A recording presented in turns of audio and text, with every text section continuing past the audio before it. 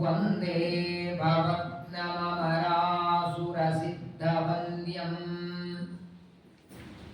ನಾರಾಯಣಾಯ ಪರಿಪೂರ್ಣಗುಣರ್ಣವಾಯ ವಿಶ್ವೋದಯಸ್ಥಿತಿಲಯೋನ್ನಿಯತಿಪ್ರದಾಯ ಜ್ಞಾನಪ್ರದಾಯ ವಿಬುಧಾಸುರಸೌಖ್ಯದುಃಖ ಸತ್ಕಾರಣಾಯ ವಿತತಾಯ ನಮೋ ನಮಸ್ತೆ. ನಾರಾಯಣಂ ನಮಸ್ಕೃತ್ಯ ನರಂ ಚೈವ ನರೋತ್ತಮಂ ದೇವೀಂ ಸರಸ್ವತೀಂ ವ್ಯಾಸಂ ತತೋ ಜಯಮುದೀರಯೇ. ಕೃಷ್ಣದ್ವೈಪಾಯನಂ ವ್ಯಾಸಂ ವಿದ್ಧಿ ನಾರಾಯಣಂ ಪ್ರಭುಂ ಕೋ ಹ್ಯನ್ಯಃ ಪುಂಡರೀಕಾಕ್ಷಾತ್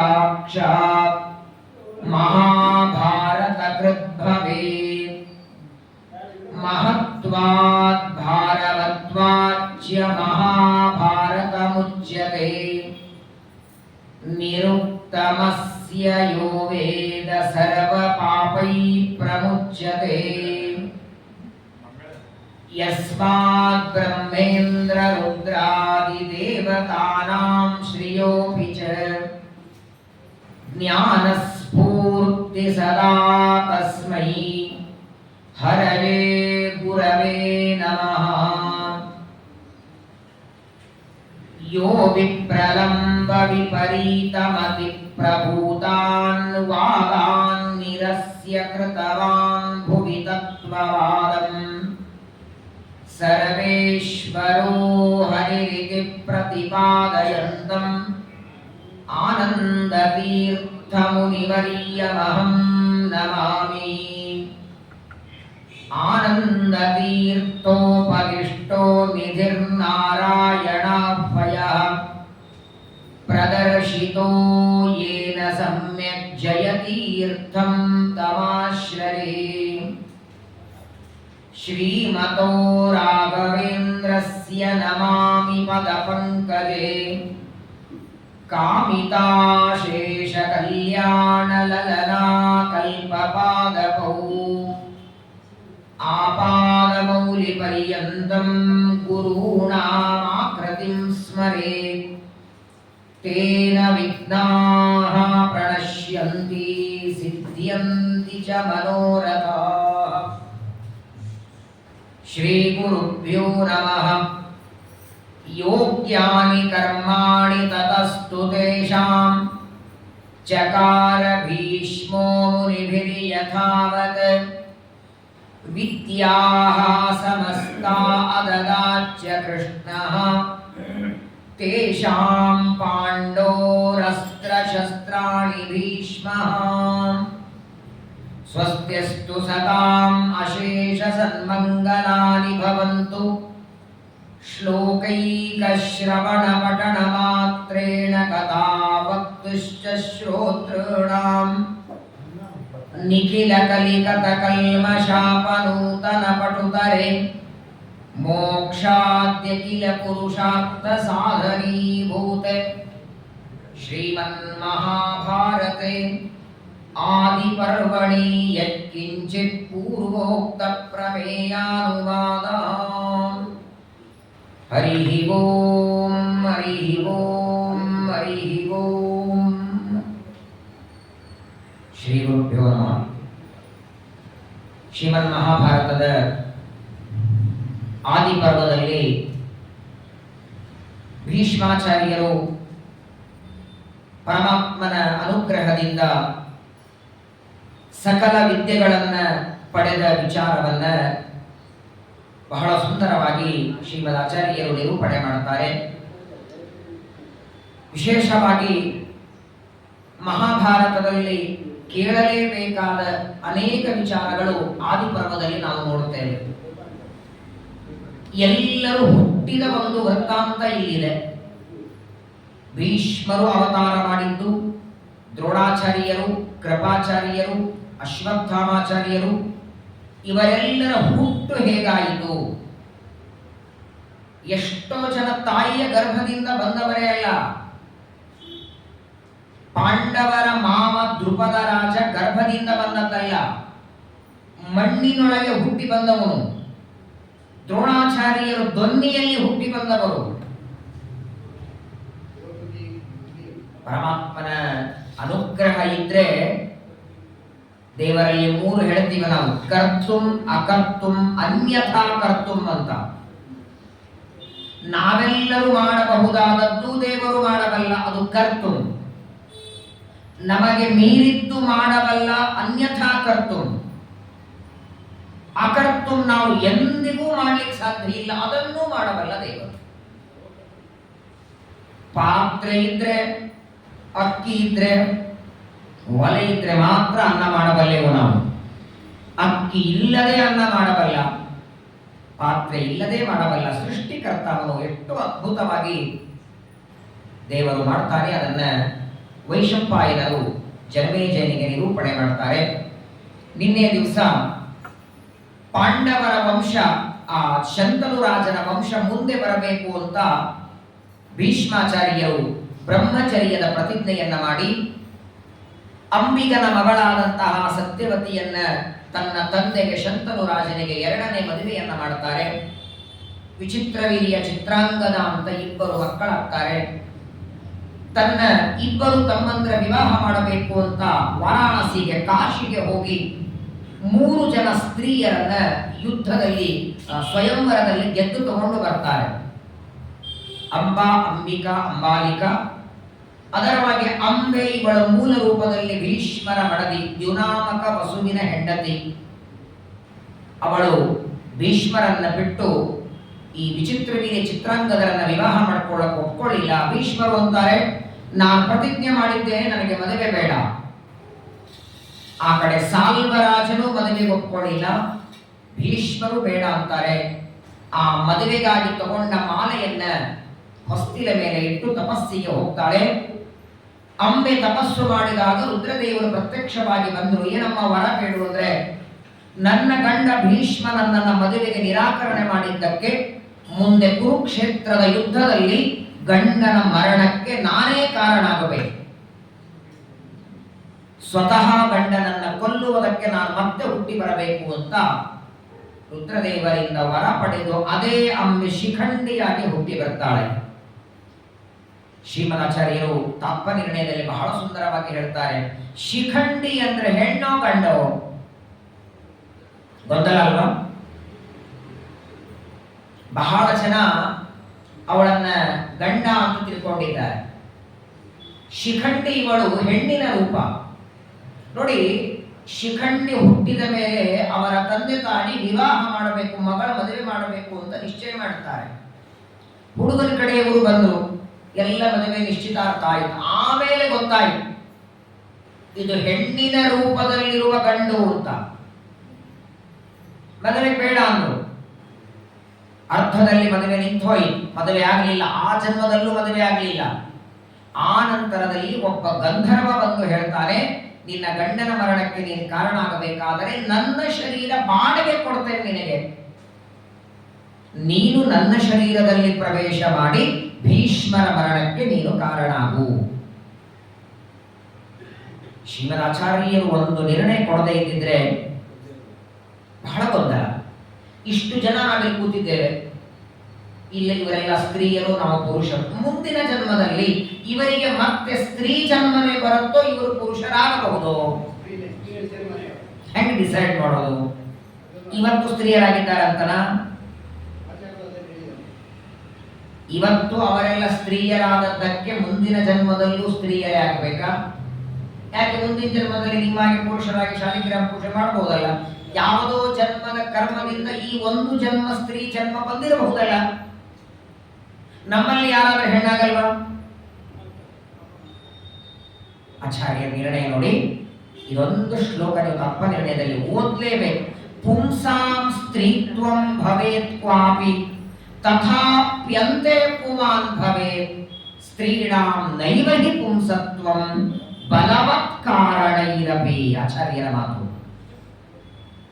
ಯಾವಾಗಲೂ ನೋಡಿ, ಸ್ವರೂಪದಲ್ಲೇ ಹೆಣ್ಣು ಗಂಡು ಅಂತಿರ್ತವೆ. ಒಂದು ಜೀವ ಗಂಡು ಜೀವ ಇದ್ರೆ, ಅಂದ್ರೆ ಸ್ವರೂಪದಲ್ಲಿ ಗಂಡು ಇದ್ರೆ ಅವನಿಗೆ ಶಾಪದಿಂದ ಹೆಣ್ಣಾಗಬಹುದು. ಸ್ವರೂಪದಲ್ಲಿ ಜೀವ ಗಂಡಿದ್ರೆ ಶಾಪದಿಂದ ತಾತ್ಕಾಲಿಕವಾಗಿ ಹೆಣ್ಣಾಗಬಹುದು. ಆದರೆ ಸ್ವರೂಪದಲ್ಲಿ ಹೆಣ್ಣಿದ್ರೆ ತಾತ್ಕಾಲಿಕವಾಗಿಯೂ ಅಲ್ಲ, ಪರ್ಮನೆಂಟು ಅಲ್ಲ, ಎಂದಿಗೂ ಹೆಣ್ಣು ಗಂಡಾಗಲಾರದು ಅಂತ ಆಚಾರ್ಯ. ಎಂದಿಗೂ ಆಗಲ್ಲ. ಸಾವಿರಾರು ವರ್ಷ ಕಳೆದರೂ ಹೆಣ್ಣು ಹೆಣ್ಣೇ ಆಗಬೇಕೇ ಹೊರತು ಗಂಡಾಗುವುದಿಲ್ಲ. ಈ ಶಿಖಂಡಿಯ ಸಂದರ್ಭದಲ್ಲಿ ಶ್ರೀಮದ್ ಆಚಾರ್ಯರು ಕೊಡುವ ನಿರ್ಣಯ ಇದು. ಎಲ್ಲರಿಗೂ ಅನ್ವಯಿಸ್ತದೆ. ದೇಹ ಧಾರಣೆ ಮಾಡಿದ ಎಲ್ಲಾ ಪ್ರಾಣಿಗಳು, ಸಣ್ಣದಾದ ಇರುವೆ ಸೊಳ್ಳೆಯನ್ನಾರಂಭ ಮಾಡಿ ಆನೆ ಮೊಸಳೆವರೆಗೆ, ಅಥವಾ ದಾನವರು, ದೇವತೆಗಳು, ಮನುಷ್ಯರು ಎಲ್ಲರಿಗೂ ಅನ್ವಯಿಸ್ತದೆ. ಬಹಳ ಸುಂದರವಾಗಿ. ಹಾಗಾಗಿ ಈ ಶಿಖಂಡಿ ಭೀಷ್ಮರನ್ನ ಕೊಲ್ಲೋದಕ್ಕೆ ತನ್ನ ಶರೀರದಿಂದ ತಾನು ಕೊಲ್ಲಿಲ್ಲ. ವಿಚಿತ್ರ ಏನಾಯ್ತಂದ್ರೆ, ಆ ಗಂಧರ್ವನ ಜೊತೆ ಮಾತಾಯಿತು. ಶಿಖಂಡಿ ಹೇಳ್ತಾಳೆ, ನಾನು ನನ್ನ ಗಂಡನ ಮರಣಕ್ಕೆ ಕಾರಣ ಆಗಬೇಕು, ನಾನು ರಣರಂಗದಲ್ಲಿ ನಿಲ್ಲಬೇಕು ಅಂದ್ರೆ ಗಂಡಸರ ದೇಹ ಬೇಕು, ನನ್ನ ಹೆಣ್ಣಿನ ದೇಹ ಇದೆ, ಹೆಣ್ಣಾಗಿ ನಾನು ಯುದ್ಧ ರಂಗದಲ್ಲಿ ಹೋಗ್ಲಿಕ್ಕಾಗಲ್ಲ, ನಿನ್ನ ದೇಹ ಬಾಡಿಗೆ ಕೊಡುವುದು. ಈ ಗಂಧರ್ವ ಏನಂತಾನೆ, ಒಂದೇ ದಿವಸಕ್ಕೆ ಕೊಡ್ತೇನೆ, ನಾಳೆ ಬೆಳಗ್ಗೆ ನನ್ನ ಶರೀರ ಕೊಡ್ತೇನೆ, ನೀನು ಪ್ರವೇಶ ಮಾಡು, ಭೀಷ್ಮರ ಮರಣವಾದ ಮೇಲೆ ಸಾಯಂಕಾಲ ಮತ್ತೆ ನನ್ನ ಶರೀರ ನನಗೆ ಬಾಡಿಗೆ ತಿರುಗಿ ಕೊಡಬೇಕು ಆಗಲಿ ಅಂತ ಶಿಖಂಡಿ ತನ್ನ ದೇಹವನ್ನ ಗಂಧರ್ವನಿಗೆ ಕೊಟ್ಟು ಗಂಧರ್ವನ ಗಂಡ ದೇಹವನ್ನ ತಾನು ಹಾಕೊಂಡು ಯುದ್ಧಕ್ಕೆ ಬರ್ತಾನೆ. ಈ ಗಂಧರ್ವ ಹೆಣ್ಣಾದಾಗ ಈ ಅಲ್ಲಿಗೆ ಒಬ್ಬ ಋಷಿಗಳು ಬಂದರು. ಇವನು ನಾಚಿಕೊಂಡು ಬಿಟ್ಟ. ಯಾಕೆ ನಾಚಿಕೊಂಡ ಅಂದ್ರೆ, ವಾಸ್ತವಿಕ ಇವ ಗಂಧರ್ವ, ಒಳಗಿರುವ ಜೀವಂತು ಗಂಧರ್ವ. ಈಗ ದೇಹ ಹೆಣ್ಣಿಂದಿದೆ, ತಾನು ಹೆಣ್ಣಿನ ಶರೀರ ತಗೊಂಡದ್ದಕ್ಕೆ ಜ್ಞಾನಿಗಳು ಬಂದಾಗ ನಮಸ್ಕಾರ ಮಾಡಲಿಲ್ಲ, ಅಡಿಗಿಕೊಂಡ. ನನ್ನನ್ನು ನೋಡಿ ನೀ ಅಡ್ಕೊಂಡದ್ದಕ್ಕೆ ಇದೇ ಶರೀರ ಬಹಳ ದಿವಸ ಇರಲಿ ಎಂದು ಶಾಪ ಕೊಟ್ಟರು. ಹಾಗಾಗಿ ಶಿಖಂಡಿ ಭೀಷ್ಮರನ್ನ ಕೊಂದ ಮೇಲೆ ತಕ್ಷಣದಲ್ಲಿ ತನ್ನ ಶರೀರ ಕೊಡಲಿಲ್ಲ.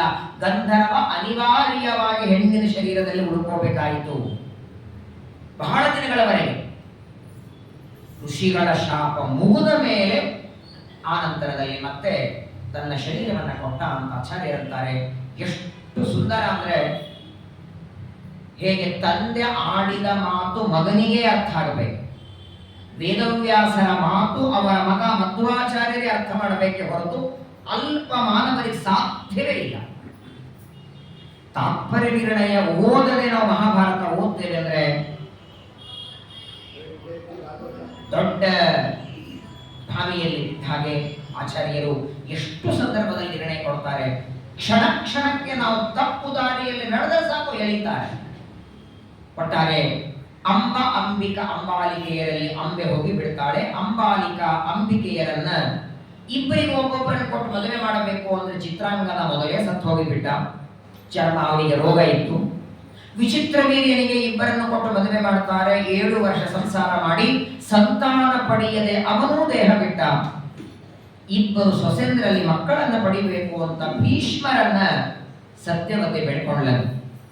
ನಿನ್ನ ತಮ್ಮನ ಮಡದಿಯರು ಅವರಲ್ಲಿ ಸಂತಾನ ಪಡಿ ಅಂದ್ರೆ ಆಗೋಲ್ಲ ಅಂದ್ರು ಭೀಷ್ಮರು. ಕೊನೆಗೆ ವೇದವ್ಯಾಸರನ್ನ ಕರೆದು ವ್ಯಾಸರಿಗೆ ಪ್ರಾರ್ಥನೆ ಮಾಡಿಕೊಂಡಾಗ ವ್ಯಾಸರಂತಾರೆ, ನಾನು ಅವರ ಸ್ಪರ್ಶ ಮಾಡುವುದಿಲ್ಲ, ಮುಟ್ಟೋದಿಲ್ಲ, ನಾನು ಕೂತ್ಕೊಂಡಿರ್ತೇನೆ, ನನ್ನ ರೂಪ ದರ್ಶನ ಮಾಡಿಕೊಳ್ಳಿ. ಯಾರಿಗೆ ಸೌಮ್ಯನಾಗಿ ನಾನು ಕಾಣಿಸ್ತೇನೆ ಸೌಮ್ಯ ಮಗ ಹುಟ್ಟುತ್ತಾನೆ, ಉಗ್ರನಾಗಿ ಕಾಣಿಸಿದ್ರೆ ಉಗ್ರ ಮಗ ಹುಟ್ಟುತ್ತಾನೆ. ನೋಡೋರ ದೃಷ್ಟಿಯೊಳಗೆ ವ್ಯತ್ಯಾಸ. ನಾನು ಕೂತದ್ದು ಸೌಮ್ಯ ಕೂತಿರ್ತೇನೆ. ಆದರೆ ನೋಡಿ, ಪರಮಾತ್ಮನ ಆ ರೂಪವನ್ನ ನೋಡ್ಲಿಕ್ಕಾಗದೆ ಕಣ್ಣು ಮುಚ್ಚುತ್ತಾಳೆ ಅಂಬಿಕಾ. ಗರ್ಭಧಾರಣೆಯಾಗಿ ಕುರುಡನಾದ ಮಗ ಹುಟ್ಟಿದ. ಧೃತರಾಷ್ಟ್ರ ಅಂತ ಹೆಸರಿಡ್ತಾರೆ. ಎರಡನೆಯವನು ಅಂಬಾಲಿಕಳನ್ನ ಕಳಿಸಿದರೆ ಪಾಂಡು ರೋಗದಿಂದ ಮೈಯೆಲ್ಲ ಬೆಳ್ಳಗಾಯಿತು ವ್ಯಾಸರನ್ನ ನೋಡಿ. ಈ 2 ಮಕ್ಕಳು ರೋಗಿಷ್ಟ ಇವೆ, ಇನ್ನೊಂದು ಮಗ ರಾಜ್ಯಕ್ಕೆ ಬೇಕು ಅಂತ ಸತ್ಯವತಿ ಅಂದಾಗ ಇವರಿಬ್ಬರು ಹೋಗದೆ ಮನೆಯ ಕೆಲಸ ಮಾಡುವ ದಾಸಿಯನ್ನ ಕಳಿಸ್ತಾರೆ. ಅವಳು ಮಾತ್ರ ಅನಂತ ಗುಣಪೂರ್ಣನಾದ ವ್ಯಾಸರನ್ನ ಶ್ರದ್ಧೆಯಿಂದ ಭಕ್ತಿಯಿಂದ ದರ್ಶನ ಮಾಡಿಕೊಳ್ತಾಳೆ. ಸಾಕ್ಷಾತ್ ಯಮಧರ್ಮ ದೇವರು ದಾಸಿ ಪುತ್ರರಾಗಿ ಶೂದ್ರರಾಗಿ ಹುಟ್ಟಿ ಬರ್ತಾರೆ ವಿದುರನಾಗಿ. ಇದಕ್ಕೆ ಕಾರಣ ಏನು? ಯಮಧರ್ಮ ಯಾಕೆ ಶೂದ್ರನಾದ ಅಂತ ಜನಮೇಜಯ ಕಾರಣ ಕೇಳ್ತಾನೆ. ಅದಕ್ಕೆ ವೈಶಂಪಾಯನರು ಉತ್ತರ ಕೊಡ್ತಾರೆ. ಈ ಶೂದ್ರನಾಗೋದಕ್ಕೆ ಮಾಂಡವ್ಯ ಋಷಿಗಳ ಶಾಪ. ಅವರಿಗೆ ಮಾಂಡವ್ಯ ಅಂತ ಹೆಸರು, ಅಣಿಮಾಂಡವ್ಯ ಅಂತ ಹೆಸರು. ಅಣಿಮಾಂಡವ್ಯರು ಶಾಪ ಕೊಡ್ತಾರೆ. ಯಾಕಂದ್ರೆ ಒಂದು ಬಾರಿ ಈ ಮಾಂಡವ್ಯ ಋಷಿಗಳನ್ನ ಯಮಧರ್ಮ ದೇವರು ಶೂಲಕ್ಕೆ ಏರಿಸಿದರು. ಅವರು ಕೇಳ್ತಾರೆ ನಂದೇನ್ ತಪ್ಪು ಅಂತ. ಆಗ ಇವನು ಹೇಳ್ತಾನೆ, ನೀವು ಒಂದು ಸಲ ಮಡಿಯಿಂದ ದೇವರ ಪೂಜೆ ಮಾಡುವಾಗ ಒಂದು ಇರುವೆಯನ್ನ ಕೊಂದಿದ್ರಿ. ಸಣ್ಣದಾದ ಇರುವೆಯನ್ನ ಕೊಂದದ್ದಕ್ಕೆ ನಿಮ್ಮನ್ನ ಶೂಲಕ್ಕೆ ಏರಿಸ್ತೇನೆ ಅಂದಾಗ ಮಾಂಡವ್ಯರಂತಾರೆ, ಯಾರಾದರೂ ಇರುವೆಯನ್ನ ಕೊಂದ ಶೂಲಕ್ಕೆ ಏರಿಸ್ತಾರ? ನನಗೂ ಗೊತ್ತಿದೆ ಯಾವ ಪಾಪಕ್ಕೆ ಏನು ಶಿಕ್ಷಾ ಅಂತ ಗೊತ್ತಿದೆ. ಇದೆಲ್ಲ ಸಣ್ಣ ಪಾಪಗಳು. ಪ್ರತಿನಿತ್ಯ 5 ಪಾಪ ತಪ್ಪದೆ ಮಾಡ್ತೇವೆ. ಬರಬರ ಕಸ ಬಳಿತೇವೆ, ಕ್ರಿಮಿಗಳ ಸಾಯ್ತವೆ. ಅಕ್ಕಿ ಬೇಳೆ ಕುದಿಸ್ತೇವೆ, ಕ್ರಿಮಿಗಳ ಸಾಯ್ತವೆ. ಹುರಿತೇವೆ, ಕುಟ್ಟುತ್ತೇವೆ, ಕುದಿಸ್ತೇವೆ. ಇವೆ ಪಂಚಸೂನ. ಈ ದೋಷ ಪರಿಹಾರಕ್ಕಾಗಿಯೇ ವೈಶ್ವದೇವ ನಿತ್ಯ ಹೇಳಿದ್ದು, ಪಂಚಸೂನ ದೋಷ ಪರಿಹಾರಾರ್ಥಂ ಅನ್ನ ಸಂಸ್ಕಾರಾರ್ಥಂ ಪ್ರಾತಃ ಸಾಯಂ ವೈಶ್ವದೇವ. ಸಾಯಂಕಾಲನೂ ಮತ್ತೆ ಅಡಿಗೆ ಮಾಡಿ ಪೂಜಾ ಮಾಡಿ ವೈಶ್ವದೇವ ಮಾಡ್ಬೇಕಂತೆ. ಒಪ್ಪತ್ತೇ ಮಾಡಲ್ಲ, ಎರಡೆರಡು ಕೈಯಿಂದ ಮಾಡೋದಿಲ್ಲ. ಹಾಗಾಗಿ ಪ್ರಾತಃ ಸಾಯಂ ಅಂತ ಸೇರಿಸಿ ಬಿಡ್ತೀವಿ ನಾವು.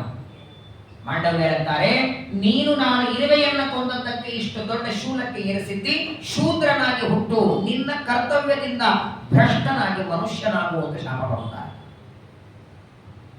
ವಾಸ್ತವಿಕ ಕಾರಣ ಅದಿರಲಿಲ್ಲ. ಮಾಂಡವ್ಯ ಋಷಿಗಳು ಶಾಪ ಕೊಡಲಿಕ್ಕೆ ಅಥವಾ ಮಾಂಡವ್ಯರು ಮಾಡಿದ ತಪ್ಪು ಬರೇ ಒಂದು ಇರುವೆ ಕೊಂದದ್ದಲ್ಲ. ಆಚಾರ್ಯರು ತಪ್ಪ ನಿರ್ಣಯದಲ್ಲಿ ಮಧ್ವಾಚಾರ್ಯರಂತಾರೆ, ಮಾಂಡವ್ಯರು ವಸಿಷ್ಠರಿಗೆ ನಾನು ಸಮನಾಗಬೇಕು ಅಂತ ತಪಸ್ಸು ಮಾಡ್ತಿದ್ರು. ವಸಿಷ್ಠ ಸಾಮ್ಯಂ ಸಮದಿಚ್ಛಮಾನ. ಯಾವಾಗಲೂ ನೋಡಿ, ನಮ್ಮ ಯೋಗ್ಯತೆಗೆ ಮೀರಿ ನಾವು ಏನೇ ದೇವರ ಹತ್ರ ಬೇಡಿದರೂ ಅಯೋಗ್ಯ ಮಿಚ್ಚನ್ ಪುರುಷ ಪತತ್ತೇವ ನ ಸಂಶಯ. ಗ್ಯಾರಂಟಿ ಬೀಳೋದು. ವಸಿಷ್ಠರನ್ನು ಮೀರಿ ತಪಸ್ಸು ಸಾಮ್ಯ ಬರಬೇಕು ಅಂತ ತಪಸ್ಸು ಮಾಡಿದ್ದಕ್ಕೆ ಮಾಂಡವ್ಯ ಋಷಿಗಳ ಶಾಪದಿಂದ ವಿದುರನಾಗಿ ಹುಟ್ಟುತ್ತಾರೆ. ಹೀಗೆ ಸಾಕ್ಷಾತ್ ವೇದವ್ಯಾಸ ದೇವರಿಂದ ಅಂಬಿಕಾ, ಅಂಬಾಲಿಕಾ ಹಾಗೂ ದಾಸಿ ಈ 3 ಜನರಲ್ಲಿ 3 ಮಕ್ಕಳಾಗ್ತಾರೆ. ಈ 3 ಮಕ್ಕಳಿಗೆ ನಾಮಕರಣ ಭೀಷ್ಮರೇ ಮಾಡಿದರು. ಇವನಿಗೆ ಧೃತರಾಷ್ಟ್ರ ಅಂತ ಹೆಸರು, ಇವನಿಗೆ ಪಾಂಡು, ಇವನಿಗೆ ವಿದುರ. ಕೇವಲ ನಾಮಕರಣ ಮಾತ್ರವಲ್ಲ, ಆ 3 ಮಕ್ಕಳ ನಾಮಕರಣ, ಅವರಿಗೆ ಅಕ್ಷರಾಭ್ಯಾಸ, ಮುಂದೆ ಇವರ ಉಪನಯನ ಎಲ್ಲವೂ ಭೀಷ್ಮರೇ ಮಾಡುತ್ತಾರೆ. ಒಂದರ್ಥದಲ್ಲಿ ಮಹಾಭಾರತದ ಒಂದು ದೊಡ್ಡ ಪಿಲ್ಲರು ಅಂದ್ರೆ ಭೀಷ್ಮರು, ಪಿತಾಮಹ. ಬರೀ ವಿದ್ಯಾಕ್ಕಲ್ಲ, ಇದೇನ ಕೌರವ ಪಾಂಡವರ ಮಧ್ಯದಲ್ಲಿ ಕುರುಕ್ಷೇತ್ರ ಯುದ್ಧ ನಡೀತು, ಅದಕ್ಕೆ ಮೂಲ ಬೀಜ. ಧೃತರಾಷ್ಟ್ರ, ಪಾಂಡು, ವಿದುರರಿಗೆ 3 ಜನರಿಗೆ ನಾಮಕರಣ ಮಾಡಿ ಉಪನಯನಾದ ಮೇಲೆ ಭೀಷ್ಮರೇ ಪಾಠನು ಹೇಳಿದ್ರಂತೆ. ಆದರೆ ನೋಡಿ, 3 ಜನರಲ್ಲಿ ಭೀಷ್ಮಾಚಾರ್ಯರಿಂದ ಎಲ್ಲ ಅಸ್ತ್ರಶಸ್ತ್ರಗಳ ಜ್ಞಾನ ಪಾಂಡುರಾಜ ಮಾತ್ರ ಪಡೆದ. ಧೃತರಾಷ್ಟ್ರ ಪಡೆದು ಲಾಭ ಇಲ್ಲ.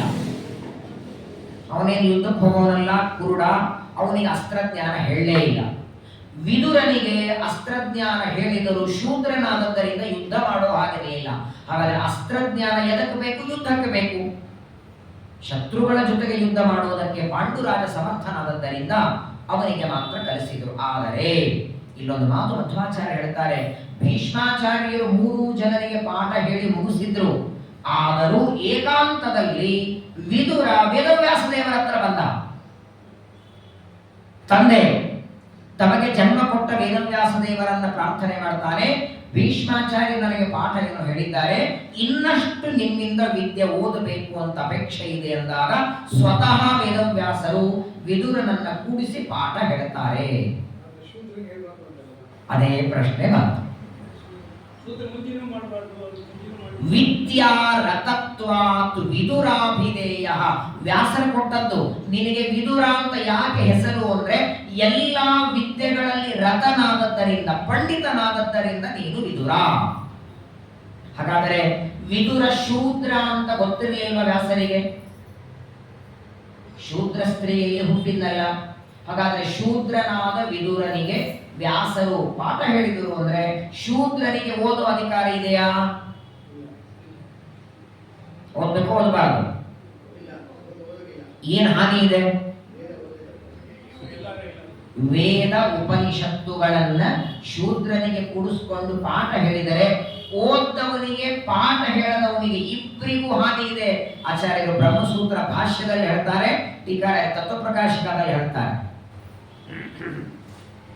ಈಗ ನಾನು ಯಾರಿಗೂ ಪಾಠ ಮಾಡ್ತಿದ್ದೆ, ನಾನು ಒಬ್ಬ ಬ್ರಾಹ್ಮಣನ ಕೂಡಿಸ್ಕೊಂಡು ಪುರುಷ ಸೂಕ್ತನೋ ಸ್ತ್ರೀ ಸೂಕ್ತನೋ ಪಾಠ ಮಾಡುವಾಗ ಅಕಸ್ಮಾತ್ ಆಗಿ ಒಬ್ಬ ಶೂದ್ರ ಬಂದ್ರೆ ಪಾಠ ನಿಲ್ಲಿಸ್ಬೇಕಂತೆ ಅವನು ಹೋಗೋವರೆಗೆ.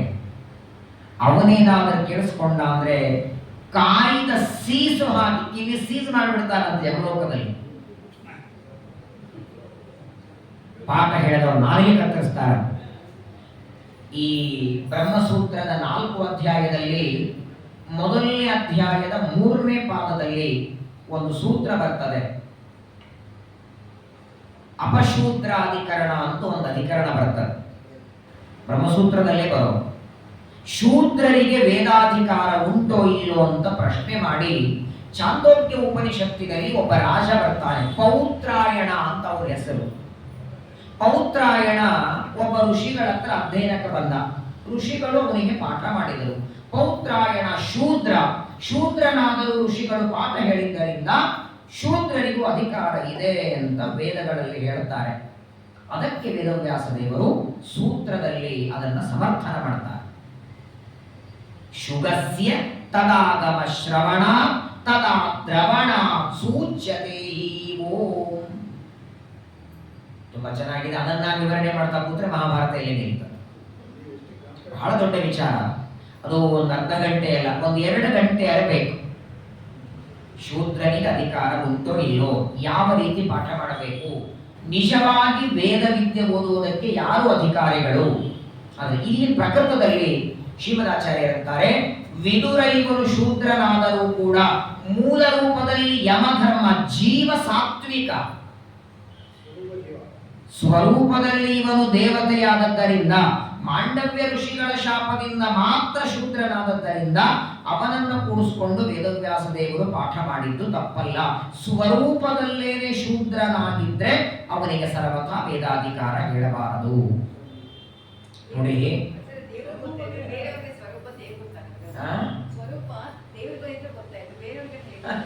ಅದಕ್ಕಾಗಿನೇ ಶ್ರೀಮದಾಚಾರ್ಯ ಹೇಳೋದು, ನಮ್ಮ ಸ್ವರೂಪ ಏನು ಅಂತ ನಮಗೂ ಗೊತ್ತಿಲ್ಲ, ನಮ್ಮ ಎದುರಿಗಿದ್ದವರಿಗೂ ಗೊತ್ತಿಲ್ಲ. ಕನಿಷ್ಠ ಪಕ್ಷ ಆ ವ್ಯಕ್ತಿಯ ಸ್ವರೂಪ ಗೊತ್ತಿಲ್ಲ, ಅವನ ಆಚರಣೆಯಿಂದ ಗೊತ್ತಾಗತ್ತೆ. ಅವನ ದಿನನಿತ್ಯದ ಆಚರಣೆಯಿಂದ ನೀವು ನೋಡಿಬೇಕಾದ್ರೆ ಸ್ವರೂಪದಲ್ಲಿ ಎಳ್ಳಷ್ಟಾದರೂ ಒಳ್ಳೆ ಗುಣ ಇದ್ರೇನೆ ಅವನಿಂದ ಒಳ್ಳೆ ಕೆಲಸ ಆಗತ್ತೆ. ಪಾಠಕ್ಕೆ ಬರೋದು, ಪ್ರವಚನಕ್ಕೆ ಬರೋದು, ಅಥವಾ ಏನೋ ಮಡಿಯಿಂದ ಊಟ ಮಾಡೋದು, ನೈವೇದ್ಯ ಮಾಡೋದು, ಅಥವಾ ಚಾತುರ್ಮಾಸ್ಯ ಮಾಡೋದು. ಅಕಸ್ಮಾತ್ತಾಗಿ ಒಳಗಿರುವ ಜೀವ ಶೂದ್ರನಾಗಿದ್ರೆ ಸರ್ವತಾ ಅವನಿಗೆ ಈ ಕೆಲಸದಲ್ಲಿ ಪ್ರವೃತ್ತಿ ಬರೋದೇ ಇಲ್ಲ. ಅದಕ್ಕಾಗಿಯೇ ಆಚಾರ್ಯರಂತಾರೆ, ನಮ್ಮ ಸ್ವರೂಪ ಯೋಗ್ಯತೆಯನ್ನ ತಿಳ್ಕೊಂಡ ಗುರುಗಳು ಬರ್ತಾರಂತ ಒಂದಿನ, ತುಂಬಾ ತಡ ಮಾಡಿ ಬರ್ತಾರೆ. ಅವರು ಬರೋವರೆಗೆ ಇಲ್ಲಿ ಯಾರು ನಮ್ಮ ಗುರುಗಳು ಇರ್ತಾರೋ ಅವ್ರು ಹೇಳ್ತಾರೆ. ಆಕ್ಚುಲಿ ಗೊತ್ತಾಗಲ್ಲ, 2 ಗೊತ್ತಾಗಲ್ಲ. ನೋಡಿ, ದೇವರ ಮುಚ್ಚಿಟ್ಟಿದ್ದಾನೆ. ಯಾರ ಸ್ವರೂಪ ಏನು ಅಂತ ಗೊತ್ತಿಲ್ಲ, ಯಾರ ಯೋಗ್ಯತೆ ಏನು ಅಂತ ಗೊತ್ತಿಲ್ಲ. ಏನು ಗೊತ್ತಿಲ್ಲ, ನಮ್ಮ ಯೋಗ್ಯತೆ ಎಳ್ಳಷ್ಟು ಗೊತ್ತಿಲ್ಲ. ಹಾಗಾಗಿ ನಾವು ಅದನ್ನು ಬೇಕು, ಇದನ್ನು ಬೇಕು, ನಾನು ರಾಜನಾಗಬೇಕು, ನಾ ಮಂತ್ರಿ ಆಗಬೇಕು, ನಾ ಶ್ರೀಮಂತನಾಗಬೇಕು, ಸರ್ವಥಾ ಬಯಸತಕ್ಕದ್ದಲ್ಲ. ಯಾಕಂದ್ರೆ ನನ್ನ ಯೋಗ್ಯತೆಯಲ್ಲಿ ನಾನು ರಾಜನಾಗೋದು ಇರಲಿಲ್ಲ ಅಂದ್ರೆ ಅದನ್ನ ಬೇಡತಕ್ಕದ್ದಲ್ಲ. ಆದರೆ ದೇವರಿಗೆ ನನ್ನ ಸ್ವರೂಪ ಗೊತ್ತು, ತಿಳ್ಕೊಂಡು ನೀರು ಕೊಡು.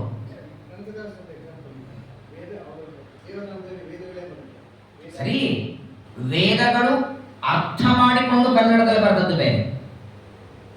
ವೇದವ್ಯಾಸ ದೇವರೇನಂತಾರೆ, ಸ್ತ್ರೀ ಶೂದ್ರ ಬ್ರಹ್ಮ ಬಂಧೂನಾಂ ತ್ರೈನ ಶ್ರುತಿ ಗೋಚರ ಇತಿ ಭಾರತ ಆಖ್ಯಾನಂ. ವಾಸ್ತವಿಕವಾಗಿ ನೋಡಿ, ಶೂದ್ರರಿಗೆ ವೇದಾಧಿಕಾರ ಇಲ್ಲ ಅನ್ನೋ ಹಾಗೆ ಸ್ತ್ರೀಯರಿಗೂ ವೇದಾಧಿಕಾರ ಇಲ್ಲ ಅಂತ ಶಾಸ್ತ್ರ ಹೇಳಿ.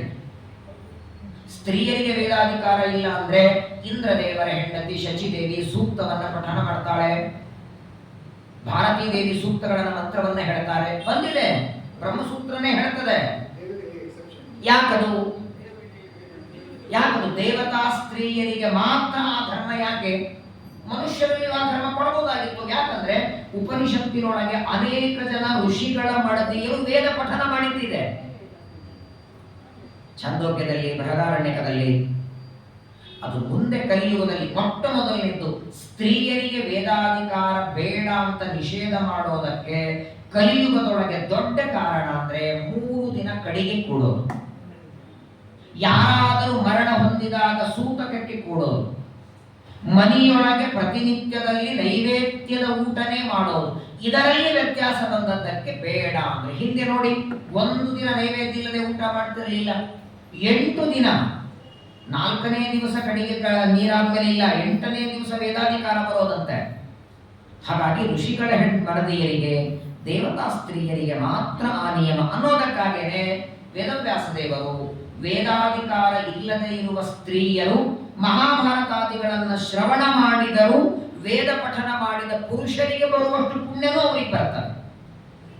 ಇದೇ ಪ್ರಶ್ನೆ ಇಲ್ಲಿ ಬರಲ್ಲ, ಬೇರೆ ಕಡೆ ಬರ್ತದೆ. ವೇದಾಧಿಕಾರ ಪುರುಷರಿಗಿದೆ ಅಂದ್ರೆ ಅವರು ವೇದ ಪಠನ ಮಾಡಿ ಮೋಕ್ಷ ಹೊಂದುತ್ತಾರೆ, ವೇದಾಧಿಕಾರ ಇಲ್ಲದೆ ಇದ್ದ ಸ್ತ್ರೀಯರಿಗೆ ಮೋಕ್ಷವೇ ಇಲ್ವಾ? ಅವ್ರು ಇಲ್ಲೇ ಕೂತ್ಕೋಬೇಕಾ? ಅವ್ರಿಗೆ ಸಾಧನೆ ಇಲ್ವಾ? ಅದೆಷ್ಟು ಬಾರಿ ಹೆಣ್ಣಾಗ್ಬೇಕಂತವರು? ಅವರಿಗೂ ಮೋಕ್ಷ ಉಂಟು. ಇವರು ಅಧ್ಯಯನ ಮಾಡಿ ಮೋಕ್ಷ ಪಡಿತಾರೆ, ಅವರು ಶ್ರವಣ ಮಾಡಿ. ಹಾಗಾಗಿ ಶ್ರವಣಕ್ಕೆ ಪ್ರಧಾನ ಅಧಿಕಾರಿಗಳನ್ನ ಸ್ತ್ರೀಯರನ್ನಾಗಿ ಮಾಡಿದ್ದಿರಲಿ. ಇಲ್ಲಿ ಸಾಕ್ಷಾತ್ ವ್ಯಾಸರು, ಅನಂತ ಗುಣ ಪರಿಪೂರ್ಣನಾದ ವೇದವ್ಯಾಸ ದೇವರಿಗೆ ಇವನು ಶೂದ್ರ ಅಂತ ಗೊತ್ತಿದ್ರೂ ಕೂಡ ಅವನ ಯೋಗ್ಯತೆಯನ್ನು ತಿಳಿದು ಉಪದೇಶವನ್ನ ಮಾಡ್ತಾರೆ. ಒಟ್ಟಾರೆ 3 ಜನರಿಗೆ, ಧೃತರಾಷ್ಟ್ರ, ಪಾಂಡು, ವಿದುರ, ಈ 3ವರಿಗೂ ಮೊದಲು ಪ್ರಾರಂಭದ ವಿದ್ಯಾಭ್ಯಾಸ ಭೀಷ್ಮರು ಮಾಡಿಸಿದರು. ವಿದುರನಿಗೆ ಮಾತ್ರ, ಪಾಂಡುರಾಜನಿಗಿಲ್ಲ. ಪಾಂಡುರಾಜ ಧೃತರಾಷ್ಟ್ರನಿಗಲ್ಲ, ವಿದುರನಿಗೆ ಒಬ್ಬನಿಗೆ ವೇದವ್ಯಾಸ ದೇವರು ವಿಶೇಷವಾಗಿ ಅಧ್ಯಯನ ಮಾಡಿಸಿದರು. ಸರಿ, ಎಲ್ಲರೂ ಅಧ್ಯಯನ ಮಾಡಿ 16 ವರ್ಷದವರಾದರು. ಧೃತರಾಷ್ಟ್ರ, ಪಾಂಡು, ವಿದುರ 3 14 ವರ್ಷದ ತರುಣರಾದ ಮೇಲೆ ಮತ್ತೆ ಭೀಷ್ಮನಿಗೆ ಚಿಂತೆ ಶುರುವಾಯಿತು. ಇವರ ಮದುವೆ ಆಗ್ಬೇಕಲ್ಲ. ಈ 3 ಜನ ಮಕ್ಕಳು ವ್ಯಾಸರಿಂದ ಹುಟ್ಟೋ ಹಾಗೆ ಮಾಡಿದ್ದು ಭೀಷ್ಮರು, ನಾಮಕರಣ ಮಾಡಿಸಿದ್ದು ಭೀಷ್ಮರು, ಪಾಠ ಹೇಳಿದ್ದು ಭೀಷ್ಮರು.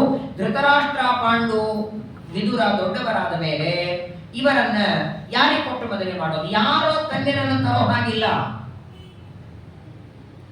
ಈ ರಾಜ್ಯಕ್ಕೆ ಅನುಗುಣರಾದ ಕನ್ಯರನ್ನೇ ತರಬೇಕು ಅಂತ ಹುಡುಕ್ತಾ ಇದ್ರು. ಆ ಸಂದರ್ಭದಲ್ಲಿ ಭೀಷ್ಮಾಚಾರ್ಯರ ಕಿವಿಗೆ ಒಂದು ಮಾತು ಬಿತ್ತು. ಗಾಂಧಾರ ದೇಶದಲ್ಲಿ ಅತ್ಯಂತ ಸಾತ್ವಿಕನಾದಂತಹ ರಾಜ, ಗಾಂಧಾರಿಯ ತಂದೆ ವಿಶೇಷವಾಗಿ ಸುಬಲ ಅಂತ ಅವನ ಹೆಸರು. ಬಲದಲ್ಲಿ ಮಹಾಪರಾಕ್ರಮಿ, ಒಬ್ಬಳೇ ಮಗಳು, ಒಬ್ಬ ಮಗ ಇದ್ದ. ಗಾಂಧಾರಿ ತಂಗಿ, ಶಕುನಿ ಅಣ್ಣ, ಇಬ್ಬರೇ ಮಕ್ಕಳು. ಒಳ್ಳೆ ಯೋಗ್ಯ ರೀತಿಯಿಂದ ಸಂಸ್ಕಾರ ಕೊಟ್ಟಿದ್ದ ಅಂತ ಭೀಷ್ಮರ ಕಿವಿಗೆ ಬಿತ್ತು. ಭೀಷ್ಮಾಚಾರ್ಯರ ತರ ಹೋಗಿ ಕೇಳಿದ್ರೆ ಏನ್ ತಪ್ಪಿದೆ ಅಂತ ಗಾಂಧಾರ ದೇಶಕ್ಕೆ ಬಂದರು. ಭೀಷ್ಮಾಚಾರ್ಯರು ಬಂದು ಹೇಳ್ತಾರೆ, ಭವಾನ್ ಪಿತಾ, ನೋಡಿ ನನಗೆ 3 ಜನ ತಮ್ಮನ ಮಕ್ಕಳಿದ್ದಾರೆ, ನನ್ನ ಮಕ್ಕಳಿದ್ದ ಹಾಗೆ. ಅದರಲ್ಲಿ ಹಿರಿಯವನು ಸ್ವಲ್ಪ ಕುರುಡ, ಅವನಿಗೆ ನಿಮ್ಮ ಮಗಳನ್ನು ಕೊಡಬೇಕು ಅಂತ ಗಾಂಧಾರಿಯ ತಂದೆ ಸುಬಲ ರಾಜನಿಗೆ ಭೀಷ್ಮರು ಕೇಳಿದರೆ ಅವನು ಸ್ವಲ್ಪ ಹೊತ್ತು ವಿಚಾರ ಮಾಡ್ತಾನೆ, ಹೆಂಗ್ ಕೊಡೋದು ಅಂತ. ಗಟ್ಟಿ ಮುಟ್ಟಿ ಕಣ್ಣು ಕೈಕಾಲು ಚೆನ್ನಾಗಿದ್ದವರಿಗೆ ಕನ್ಯಾ ಸಿಗಲ್ಲ. ಮೇಲಾಗಿ ಇವರು ಕುರುಡ, ಕುರುಡನಿಗೆ ಯಾರಿಗೆ ಮಗಳನ್ನು ಕೊಡೋದಕ್ಕೆ ಒಪ್ತಾರೆ? ದದೌ ತಾಂ ಧೃತರಾಷ್ಟ್ರಾಯ ಗಂಧಾರಿಂ ಚಾರುಧರ್ಮವಿದ. ಸ್ವಲ್ಪ ಹೊತ್ತು ವಿಚಾರ ಮಾಡಿ ಆನಂತರ ಸುಬಲ ರಾಜ ಅಂತಾನೆ, ಕೊಡ್ತೇನೆ ಎಂದ. ಎಲ್ಲರಿಗೂ ಆಶ್ಚರ್ಯ ಆಯಿತು, ಅಲ್ಲ ಕುರುಡ ಧೃತರಾಷ್ಟ್ರ. ಆಗ ರಾಜ ಒಂದು ಮಾತು ಹೇಳ್ತಾನೆ, ಸುಬಲ ರಾಜ ಅಂತಾನೆ, ಧೃತರಾಷ್ಟ್ರ ವಾಸ್ತವಿಕ ಕುರುಡನಾದರೂ ಆ ಧೃತರಾಷ್ಟ್ರನ ಹಿಂದೆ ಬೆಂಬಲನಾಗಿ ಭೀಷ್ಮ ಇದ್ದಾನಲ್ಲ, ಅದಕ್ಕೆ ನಾನು ಮಗಳನ್ನು ಕೊಡ್ತೀನಿ. ಏನಿತ್ತು ನೋಡಿ ಆ ಕಾಲದಲ್ಲಿ ಭೀಷ್ಮರಿಗೆ. ಅಕಸ್ಮಾತ್ತಾಗಿ ಧೃತರಾಷ್ಟ್ರನಿಗೆ ಕನ್ಯಾ ಬಿಡೋದಕ್ಕೆ ಭೀಷ್ಮರ ಬದಲಾಗಿ ಬೇರೆ ಯಾರಾದ್ರೂ ಬಂದಿದ್ರೆ ನಾನು ಕೊಡ್ತಿರ್ಲಿಲ್ಲ. 525 ವರ್ಷ ಓದಿದ ಭೀಷ್ಮನ ಮನೆ ಬಾಗಿಲವರೆಗೆ ಬಂದಿದ್ದಾರೆ, ಕುರುಡನಾದ್ರೂ ನಾನು ಮಗಳನ್ನು ಕೊಡ್ತೇನೆ. ಆದರೆ ಯಾವತ್ತು ಮಗಳನ್ನು ಕೊಡ್ತೇನೆ ಅಂತ ಇವನು ಸಂಕಲ್ಪ ಮಾಡಿದ, ಅವಳು ಮಾಡ್ಕೊಳ್ಳೋದಕ್ಕೆ ಸಿದ್ಧಳಾದಳು. ಅವತ್ತಿನ ದಿನವೇ ರೇಷ್ಮೆ ವಸ್ತ್ರದಿಂದ ತನ್ನ ಕಣ್ಣನ್ನು ಕಟ್ಟಿಕೊಳ್ತಾಳೆ. ಇದು ಪತಿವ್ರತಾ ಧರ್ಮ. ಯಾಕಂದ್ರೆ ಕಣ್ಣಿನಿಂದ ಏನು ಭೋಗವನ್ನು ನಾನು ಮಾಡಬೇಕೋ ನಾನು ಮಾಡೋದು ಬೇಡ.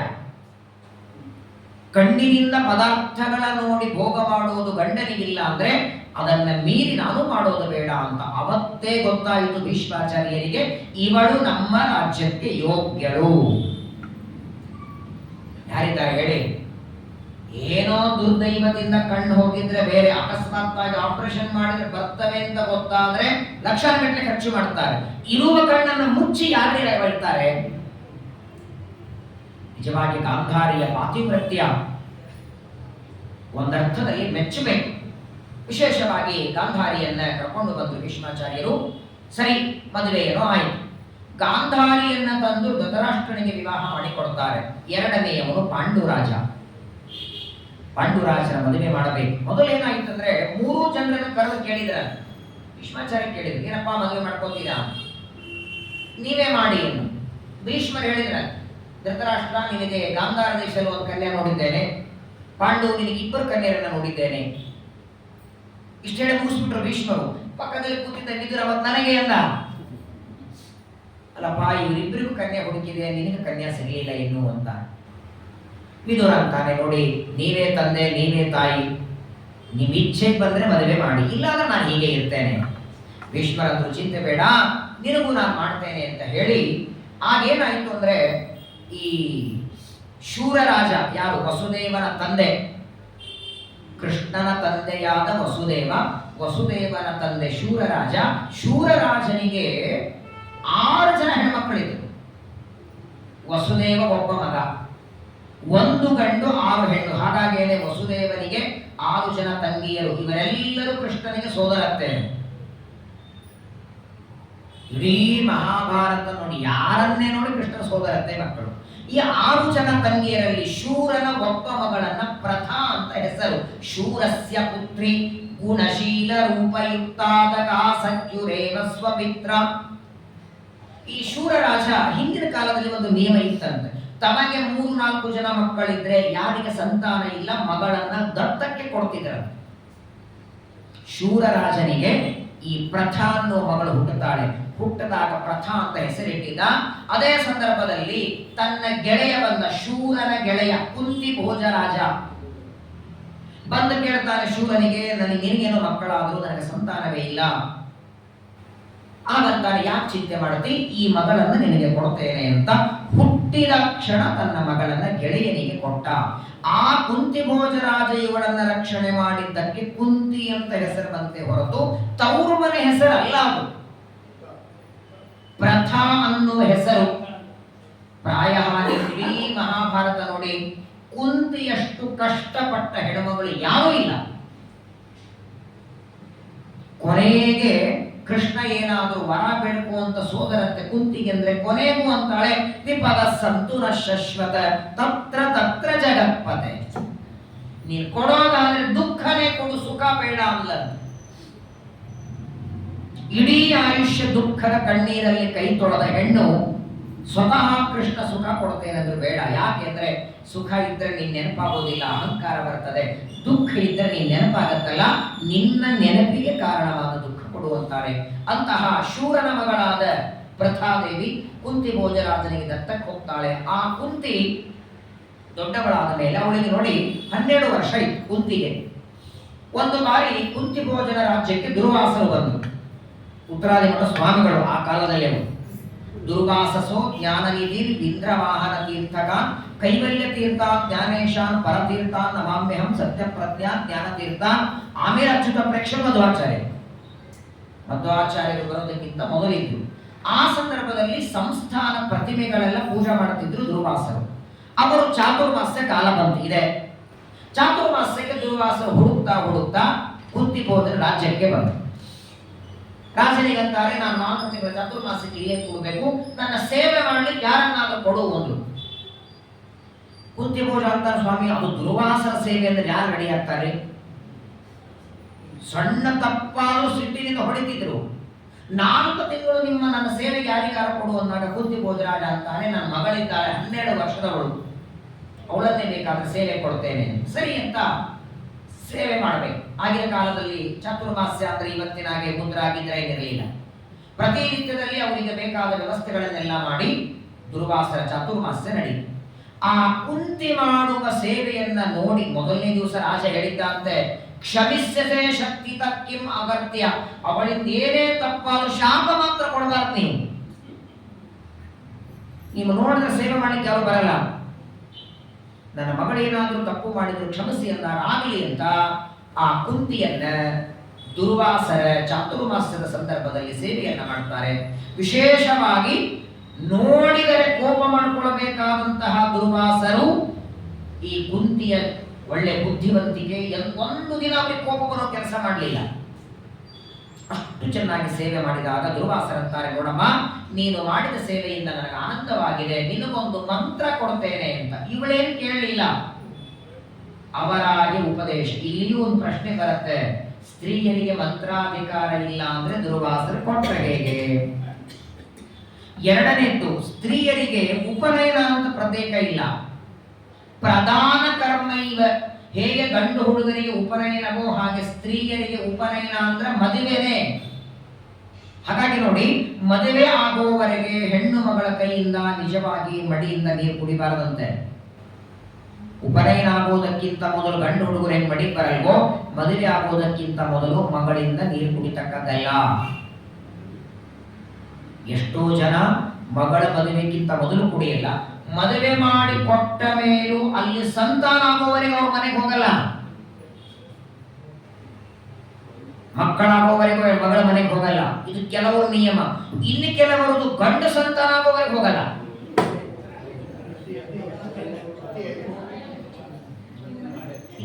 ಹಿಂದೆ ಇದು ಧರ್ಮ ಇತ್ತು, ಅತಿ ಅನ್ನಬಾರದು. ಹಿಂದೆ ಇತ್ತು ಈ ಧರ್ಮ, ಅದನ್ನು ಪಾಲನೆ ಮಾಡ್ತಿದ್ರು. ಇವಾಗ ಕಲಿಯುಗದಲ್ಲಿ ಹೇಗಾಗಿದೆ ಅಂದ್ರೆ, ನೀವೊಂದು ವಾರ ತಿಂಗಳು ನೀವು ಹೋಗೋದು ಬಿಟ್ರೆ ಅಂದ್ರೆ ಬರಲಿಲ್ಲ ಅಂದ್ರೆ ಇಲ್ಲ. ಏನಾಗುತ್ತೆ ಹೇಳಿ? ಮಗಳ ಮನೆಗೆ ಅಪ್ಪ ಹೋಗ್ಲಿಲ್ಲ ಅಂದ್ರೆ ಅದು ದ್ವೇಷದಲ್ಲಿ ಪರಿಣಾಮ ಆಗುತ್ತೆ. ಅಯ್ಯೋ ನಮ್ಮಪ್ಪ ನಮ್ಮ ಮನೆಗೆ ಬರೋದೇ ಇಲ್ಲ ಅಂತ ಕ್ರಮೇಣ ಸಿಟ್ಟು ಬರ್ತದೆ, ದ್ವೇಷ ಬರ್ತದೆ. ಆ ಒಂದು ಕಾರಣಕ್ಕೆ ಹಳೆಯ ಮಾವಂದಲ್ಲಿ ಜಗಳ ಆಗತ್ತೆ. ಹಿಂದೆ ಇತ್ತು, ಆ ನೀವು ಇಟ್ಕೊಂಡವರಿದ್ರು. ಸಂತಾನ ಆದ್ಮೇಲೆ ಮಗಳ ಕೈಯಿಂದ ಊಟ, ಗಂಡು ಸಂತಾನ ಆದ್ರೆ ಊಟ. ಆದರೆ ಇಲ್ಲಿ ಗೊತ್ತಿತ್ತು, ಇವಳು ಸಾಕ್ಷಾತ್ ಪಾಂಡುರಾಜ. ಯಾರು ನಿನ್ನೆ ಹೇಳಿದ್ದೇನೆ ನಾನು, ಪಾಂಡುರಾಜ 49 ಮರುದೇವತೆಗಳಲ್ಲಿ ಪರಾವಹ ಮರುತ್, ಅವನ ಹೆಂಡತಿ ಇವಳು ಮೂಲ ರೂಪದಲ್ಲಿ. ಇವಳು ದೇವತಾ ಸ್ತ್ರೀ ಅಂತ ಗೊತ್ತಿದ್ದದ್ದರಿಂದಲೇ ದುರ್ವಾಸ ಮಂತ್ರ ಕೊಡ್ತಾರೆ. ಕೊಡುವಾಗ ಹೇಳ್ತಾರೆ, ನೋಡಮ್ಮ, ಈ ಮಂತ್ರವನ್ನ ಯಾವ ದೇವತೆಯನ್ನ ನೀನು ಮಂತ್ರಪೂರ್ವಕ ಕರೀತಿ ಅವರು ಬರ್ತಾರೆ. ಮಂತ್ರ ಉಪದೇಶ ಮಾಡಿದರು. ಚಾತುರ್ಮಾಸ್ಯ ಮುಗಿತು. ದುರ್ವಾಸನ ಅಲ್ಲಿಂದ ಹೊರಟು ಬಿಡ್ತಾರೆ.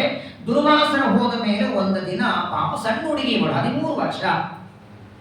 ಇವಳಿಗೆ ಕುತೂಹಲ ಆಯ್ತ, ಮಂತ್ರ ಏನೋ ಕೊಟ್ಟಿದ್ದಾರೆ, ಈ ಮಂತ್ರ ಪ್ರಭಾವಶಾಲಿ ಅದನ್ನೋ ಇಲ್ಲೋ ನೋಡಬೇಕು. ಪರೀಕ್ಷೆ ಮಾಡುವುದಕ್ಕಾಗಿ ಮಂತ್ರವನ್ನ ಪಠನ ಮಾಡಿ ಸೂರ್ಯನನ್ನ ಕರೆದ್ರೆ ಬಂದೇ ಬಿಟ್ಟ ಕೆಳಗೆ. ಸೂರ್ಯ ಕೆಳಗೆ ಬಂದ ಕ್ಷಣ ಇವಳಂತಾಳೆ, ಅಯ್ಯೋ ಪರೀಕ್ಷೆಗೆ ಕರೆದೆ, ದಯಮಾಡಿ ಮೇಲೆ ಹೋಗು ಅಂದು. 13 ವರ್ಷ ಇನ್ನು ಕುತ್ತಿಗೆ. ಮೇಲೆ ಹೋಗುವಂದಾಗ ಸೂರ್ಯ ಹೇಳ್ತಾನೆ, ನಾವು ದೇವತೆಗಳು ಹಾಗೆ ಕೆಳಗೆ ಬರಲ್ಲ, ಭೂಮಿಗೆ ಬಂದ ಮೇಲೆ ನಾವೇನಾದ್ರೂ ಅನುಗ್ರಹ ಮಾಡದೆ ಹೋಗಲ್ಲ.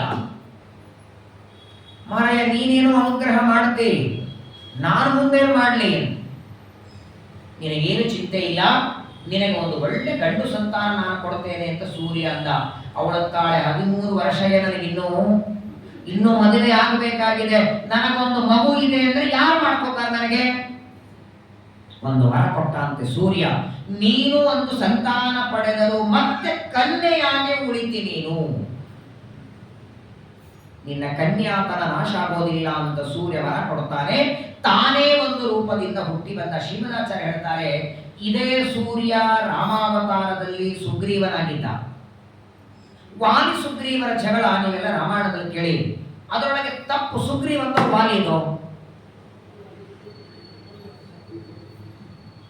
ಶ್ರೀರಾಮಚಂದ್ರ ವಾಲಿಯನ್ನ ಗಿಡದ ಆಚೆಯಿಂದ ಹೊಡೆದ. ರಾಮನ ಆ ಬಾಣಕ್ಕೆ ವಾಲಿ ಬಲಿಯಾದ. ಹೊಡೆಯುವಂತೆ ಮಾಡಿದ್ಯಾರು? ಸುಗ್ರೀವ. ರಾಮ ಹೊಡೆದಲ್ಲಿ ಯಾಕೆ? ಬರೇ ಸುಗ್ರೀವನ ಮಾತು ಕೇಳಿ ಹೊಡೆದ್ನೋ ಅಥವಾ ಇನ್ನೊಂದೇನೋ ಕಾರಣ ಇತ್ತು? ಯಾಕಂದ್ರೆ ಸುಗ್ರೀವ ಹೇಳಿದ್ದ, ನಿನ್ನ ಹೆಂಡತಿಯಾದ ಸೀತೆಯನ್ನು ನಾನು ಹುಡುಕಿಸ್ತೇನೆ, ನನ್ನ ಅಣ್ಣನನ್ನ ಸಂಹಾರ ಮಾಡು. ಹಾಗಾದರೆ ಸುಗ್ರೀವ ಸೀತೆಯನ್ನು ಹುಡುಕಿಸ್ತಾನೆ ಅಂತ ವಾಲಿಯನ್ನು ಹೊಡೆದದ್ದ? ಅಂದ್ರೆ ರಾಮನಿಗೆ ಹೆಂಡತಿನ ಹುಡುಕೊಳ್ಳೋ ಶಕ್ತಿ ಇರಲಿಲ್ಲ. ಆಚಾರ್ಯರು ಕಾರಣ ಕೊಡ್ತಾರೆ ತಪ್ಪ ನಿರ್ಣಯದಲ್ಲಿ. ವಾಲಿ ಮಾಡಿದ ದೊಡ್ಡ ತಪ್ಪು ಅಂದ್ರೆ ಸುಗ್ರೀವನ ಹೆಂಡತಿಯನ್ನ ಅಪಹಾರ ಮಾಡಿದ್ದು. ಅದಕ್ಕಾಗಿ ವಾಲಿಯನ್ನ ಕೊಂದ. ಸುಗ್ರೀವನು ಒಂದು ತಪ್ಪು ಮಾಡಿದ್ದ. ಮೊದಲನೇದು ವಾಲಿಯನ್ನ ಸಂಹಾರ ಮಾಡಿಸಿದ್ದು ಮಾತ್ರವಲ್ಲ, ವಾಲಿಯ ಹೆಂಡತಿ ತನಗೆ ಅತ್ತಿಗೆ ಆಗಬೇಕು, ಅವಳನ್ನು ಆಮೇಲೆ ಮದುವೆ ಆಗ್ತಾನೆ. ಬಲಾತ್ಕಾರದಿಂದ ಅವಳನ್ನು ಎಳ್ಕೊಂಡು ಹೋಗ್ತಾನೆ ವಾಲಿ ಹೋದ ಮೇಲೆ. ಅದಕ್ಕೆ ಆಚಾರ್ಯರು ಆ ವಾಲಿಗೆ ಈಗ 2ನೇ ಬಾರಿ ಜನ್ಮ ಅವನಿಗೆ. ಆದರೆ ರಾಮಾವತಾರದಲ್ಲಿ ಸೂರ್ಯ ಸುಗ್ರೀವನಾಗಿ ರಾಮನ ಸೇವೆ ಮಾಡಿದ. ಅದೇ ಸೂರ್ಯ ಕುಂತಿಯ ಮಗನಾಗಿ ಕರ್ಣಾಂತನಾಗಿ ಬರಬೇಕಾದರೆ ಆ ಕರ್ಣನೊಳಗೆ ಸಹಸ್ರವರ್ಮ ಅಂತ ಒಬ್ಬ ಅಸುರ ಒಳಗೆ ಪ್ರವೇಶ ಮಾಡಿದ. ಕರ್ಣನ ಶರೀರದಲ್ಲಿ ಇಬ್ಬರಿದ್ದಾರೆ. ಕರ್ಣನ ಶರೀರದಲ್ಲಿ ಇಬ್ಬರಿದ್ದಾರೆ. ಮೂಲ ರೂಪದ ಸೂರ್ಯ ಇದ್ದಾರೆ, ಸಹಸ್ರವರ್ಮ ಅಂತ ಒಬ್ಬ ಅಸುರ. ಅಸುರ ಒಳಗೆ ಪ್ರವೇಶ ಮಾಡಿದ್ದಕ್ಕೆ ಸ್ವಂತ ಅಣ್ಣಂದ್ರನ್ನು ಕರ್ಣ ಸಹನ ಮಾಡಲಿಲ್ಲ. ದುರ್ಯೋಧನನ ಗೆಳೆತನ ಮಾಡದ. ದುರ್ಯೋಧನನಿಗೆ ಒಳ್ಳೆಯದಾಗಲಿ ಅಂತ ಪಾಂಡವರ ಬಗ್ಗೆ ಅವನಿಗೆ ಪ್ರೀತಿ ಬರದೇ ಇರೋದಕ್ಕೆ ಕಾರಣ ಒಳಗಿದ್ದ ಒಬ್ಬ ಅಸುರ. ಎಷ್ಟು ವ್ಯವಸ್ಥೆ ಮಾಡ್ತಾನೆ ದೇವರು ಅಂದ್ರೆ, ಜನ್ಮಾಂತರದಲ್ಲಿ ಮಾಡಿದ ಸಣ್ಣದೇ ಪಾಪ ಇರಲಿ ಅದಕ್ಕೊಂದು ದಂಡ ಇಟ್ಟು ಬಿಟ್ಟಿರ್ತ. ಪರಮಾತ್ಮನನ್ನ ಕಾಲಿನಿಂದ ಒದ್ದದ್ದಕ್ಕೆ ಭೃಗು ಋಷಿಗಳಿಗೆ ಕಂಸನ ಶರೀರದಲ್ಲಿ ಹುಟ್ಟಿ ಬರೋ ಹಾಗೆ ಮಾಡದ. ಇಲ್ಲಿ ನೋಡಿ, ಕರ್ಣ ಸಹಸ್ರವರ್ಮ ಅನ್ನುವ ಅಸುರನಿಂದ ಆವಿಷ್ಟನಾಗಿ ಇಡೀ ರಾಮಾಯಣದಲ್ಲಿ ಒಂದು ಒಳ್ಳೆಯ ಕೆಲಸ ಮಾಡಲಿಲ್ಲ ಕರ್ಣ. ಇದಕ್ಕೆ ಕಾರಣ ಆ ಒಳಗಿದ್ದ ಅಸುರ. ಕುಂತಿ 13ನೇ ವರ್ಷಕ್ಕೆ ಆ ಮಗುವನ್ನ ಪಡೆದ ಮೇಲೆ ಭಯ ಆಯಿತು. ಯಾರಾದರೂ ನೋಡಿದ್ರೆ ಕನ್ಯಾ ಇದ್ದಾಗ ಮಗಳನ್ನ ಪಡಿತಾಳೆ ಅಂತ ಆ ಮಗುವನ್ನ ಒಂದು ಪೆಟ್ಟಿಗೆಯೊಳಗೆ ಹಾಕಿ ನೀರಲ್ಲಿ ತೇಲಿ ಬಿಟ್ಲ. ಆ ಮಗು ನೀರಿನಲ್ಲಿ ಬರ್ತಾ ಇರುವಾಗ ನದಿ ಪ್ರವಾಹದಲ್ಲಿ ಬರುವಂತಹ ಆ ಮಗುವನ್ನ ಒಬ್ಬ ಸೂತ ನೋಡಿದ. ಅವನ ಹೆಂಡತಿಯನ್ನ ಕರೆದು ಹೇಳ್ತಾನೆ, ಇದು ಎಲ್ಲಿಂದ ಮಗು ಬಂದಿದೆ ನೋಡು, ಎಷ್ಟು ನೋಡೋದಕ್ಕೂ ಚೆನ್ನಾಗಿದೆ. ವಿಚಿತ್ರ ಏನಿತ್ತಂದ್ರೆ ಆ ಮಗುವಿಗೆ ಹುಟ್ಟುತ್ತಾನೆ ಕರ್ಣಕುಂಡಲ ಇದ್ದು ಅಂತ. ಕರ್ಣ ಕುಂಡಲ, ಮೈ ಮೇಲೆ ಕವಚ, ಅದ್ಭುತವಾದ ಮಗು. ಸೂರ್ಯನಿಗೆ ಸಾಕ್ಷಾತ್ ಸೂರ್ಯ ಮಗನಾಗಿ ಬಂದಿದ್ದಾನೆ. ಆ ಅಧಿರಥ ಅಂತ ಸೂತನ ಹೆಸರು. ಅವರ ಹೆಂಡತಿ ಹೆಸರು ರಾಧಾ. ಅಧಿರಥ ರಾಧೆ ಅವರಿಬ್ಬರು ಮಗುವನ್ನ ಎತ್ಕೊಂಡು ಮನೆಗೆ ತಗೊಂಡು ಹೋಗ್ತಾರೆ. ಆ ಮಗುವಿಗೆ ತಮ್ಮ ಜಾತಿಯ ಸಂಸ್ಕಾರ ಕೊಡ್ತಾರೆ. ಅವತ್ತಿನಿಂದ ಇಡೀ ಮಹಾಭಾರತ ಕರ್ಣನನ್ನ ಕ್ಷತ್ರಿಯ ಅಂತ ಕರೀಲಿಲ್ಲ. ಆಚಾರ್ಯರು ತಪ್ಪ ನಿರ್ಣಯದಲ್ಲಿ ಹೇಳ್ತಾರೆ, ಬರೇ ಬ್ರಾಹ್ಮಣನಾಗಿ ಹುಟ್ಟಿದ ಮಾತ್ರಕ್ಕೆ ಬ್ರಾಹ್ಮಣ ಅಲ್ಲ, ಸಂಸ್ಕಾರ ಯಾವದಿರತ್ತೋ ಅವನು ಆ ಜಾತಿಯಲ್ಲಿ ಪ್ರಸಿದ್ಧನಾಗ್ತಾನೆ. ಅಕ್ಷತ್ರ ಸಂಸ್ಕಾರಯುತೋ ಜಾತೋಪಿ ಕ್ಷತ್ರಿಯೇ ಕುಲೆ ನ ಕ್ಷತ್ರಿಯೋ ಹಿ ಭವತಿ ಯಥಾ ವ್ರಾತ್ಯೋ ದ್ವಿಜೋತ್ತಮಃ. ಒಬ್ಬ ಬ್ರಾಹ್ಮಣನೇ ಆಗಿ ಹುಟ್ಟಿದ್ರು, ನಿತ್ಯ ಮಾಂಸ ಭಕ್ಷಣ ಮಾಡ್ತಿದ್ದ, ನಿತ್ಯ ಮದ್ಯಪಾನ ಮಾಡ್ತಿದ್ದ, ಒಂದು ದಿನ ಸಂಧ್ಯಾ ವಂದನೆ ಮಾಡಲಿಲ್ಲ ಅಂದ್ರೆ ಅವನನ್ನ ತಪ್ಪಿನ ಬ್ರಾಹ್ಮಣ ಅಂತ ಕರಿಬೇಡಿ, ಶೂದ್ರ ಅಂತ ಕರೀರಿ. ಆಚರಣೆ ಮುಖ್ಯ. ನಾನು ಬೆಂಗಳೂರಲ್ಲಿ ಅನೇಕ ಕಡೆ ಪ್ರವಚನಕ್ಕೆ ಹೋಗಿದ್ದೇನೆ. ಕೆಲವು ಮಠಗಳಲ್ಲಿ ಶೂದ್ರರು ಪ್ರವಚನ ಬಂದು ಕೂತ್ಕೊಂಡಿರ್ತಾರೆ. ಶೂದ್ರರು ಬಂದು ಕೂತ್ಕೊಂಡಿರ್ತಾರೆ ಪ್ರವಚನಕ್ಕೆ. ಬರೀ ಕೂತ್ಕೊಳ್ಳೋದಲ್ಲ, ಒಂದು ಕಡೆಗಂತೂ ಗಂಡ ಹೆಂಡತಿ ಇಬ್ಬರು ಮಕ್ಕಳು ಬಂದು ಕೂಡ್ಕೋತಿದ್ರು. ಸುಮಾರು ಒಂದು 6 ವರ್ಷ ಆ ಮಠದಲ್ಲಿ ನಾನು ಪ್ರವಚನ ಮಾಡಿದೆ. ಮಂಗಳ ಮಾಡುವಾಗ ಆ ಇಡೀ 6 ವರ್ಷ ಹೇಳಿದ್ರು ಬಾಯಿಪಾಟ್ ಹೇಳಿದ್ರು ಅವರಿಬ್ರು.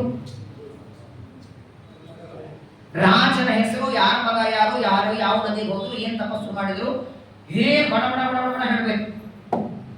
ಆಚಾರ್ಯ, ನಾವು ಇಲ್ಲಿಂದ ಕೇಳ್ಕೊಂಡು ಮನೆಗೆ ಹೋದ್ಮೇಲೆ ಅದು ನಿಮ್ಮ ಪ್ರವಚನ ಮತ್ತೆ ಮತ್ತೆ ಬೆಳಕು ಹಾಕ್ತಾ ಏನ್ ಹೇಳಿದ್ರು ಆಚಾರ್ಯ ಅಂತ ಎಲ್ಲರೂ ಕೂತ್ಕೊಂಡು ವಿಚಾರ ಮಾಡ್ತೀವಿ. ಹೊರ ನಮ್ಗೆಲ್ಲ ನೆನಪಿದೆ. ಯಾರನ್ನ ನಾನು ನಿಂದೆ ಮಾಡ್ತಿಲ್ಲ, ಹೇಳೋದು ಆಚಾರ್ಯರ ಮಾತು. ಎಷ್ಟು ಜನ ಇವತ್ತು ಬ್ರಾಹ್ಮಣ ಕುಲದಲ್ಲಿ ಬ್ರಾಹ್ಮಣರ ಮಗಾಗಿ ಹುಡ್ತಾರೆ, ಸಂಧ್ಯಾವಂದನ ಮಾಡಲ್ಲ, ಜಪ ಮಾಡಲ್ಲ, ಪೂಜೆ ಅಪ್ಪ ಪೂಜೆ ಮಾಡಲು ಮಂಗಳಾರತಿ ತಗೊಳ್ಳಿ ಬರಲ್ಲ ಮಗ. ಅಪ್ಪ ತೀರ್ಥ ಮಾಡಿ ತಾ ತಗೋತಾನೆ, ಆ ಬಟ್ಲಲ್ಲೇ ತೀರ್ಥ ಇರ್ತದೆ, ಮಾರನೇ ದಿನ ಅಪ್ಪನೇ ತೊಳಿಬೇಕದನ್ನ. ಆಚಾರ್ಯರಂತಾರೆ, ಎಂದಿಗೂ ದೇವರ ಸೇವೆಗೆ ಉಪಯೋಗ ಇಲ್ಲ, ಪ್ರವಚನಕ್ಕೆ ಬರೋದಿಲ್ಲ, ಪಾಠಕ್ಕೆ ಬರೋದಿಲ್ಲ, ಸಂಸ್ಕಾರ ಇಲ್ಲ ಅಂದ್ರೆ ಬರೇ ಬ್ರಾಹ್ಮಣನ ಮಗನಾಗಿ ಹುಟ್ಟಿದ್ರು ಬ್ರಾಹ್ಮಣ ಅಂತ ಕರಿಬೇಡಿ. ಸಪ್ತಮ ಸ್ಕಂದ ಭಾಗವತದಲ್ಲಿ ನರಸಿಂಹದೇವರನ್ನ ಪ್ರಹ್ಲಾದರಾಜರು ಸ್ತೋತ್ರ ಮಾಡುವಾಗಲೂ ಈ ಮಾತು ಹೇಳ್ತಾರೆ. ಇದನ್ನ ಇಲ್ಲಿ ಕರ್ಣನ ಸಂದರ್ಭದಲ್ಲಿ ಹೇಳ್ತಾರೆ. ಮುಂದೆ ಆ ಮಗುವನ್ನ ತೇಲಿ ಬಿಡ್ತಾಳೆ. 13ನೇ ವರ್ಷಕ್ಕೆ ನೀರಿನಲ್ಲಿ ತೇಲಿ ಬಿಟ್ಟ ಮೇಲೆ ಆ ಶೂರರಾಜನ ಮಗಳಾದ ಕುಂತಿ ಅವಳನ್ನ ಪಾಂಡುರಾಜನ ಜೊತೆಗೆ ವಿವಾಹ ಮಾಡುವ ಸಂಕಲ್ಪವನ್ನ ಭೀಷ್ಮರು ಮಾಡ್ತಾರೆ.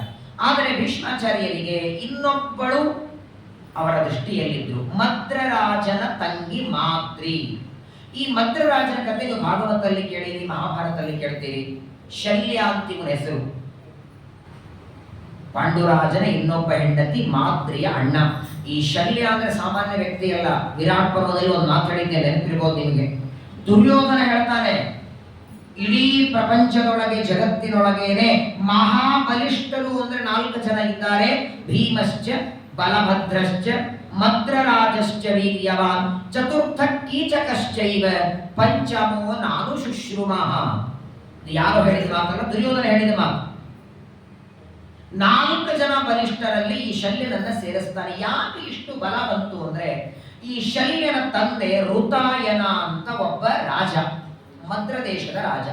ಈ ಋತಾಯನ ತಪಸ್ಸು ಮಾಡುತ್ತಿದ್ದ. ಇಂದ್ರದೇವ ಪ್ರತ್ಯಕ್ಷ ಅದು. ಏನಪ್ಪಾ ಏನ್ ಬೇಕು ಅಂತ ಇವನು ಕೇಳ್ತಾನೆ. ನಿನ್ನಂತಹ ಒಬ್ಬ ಗಟ್ಟಿ ಮುಟ್ಟಿ ಮಗ ಬೇಕು ಅಂತ ಬೇಡಿದ.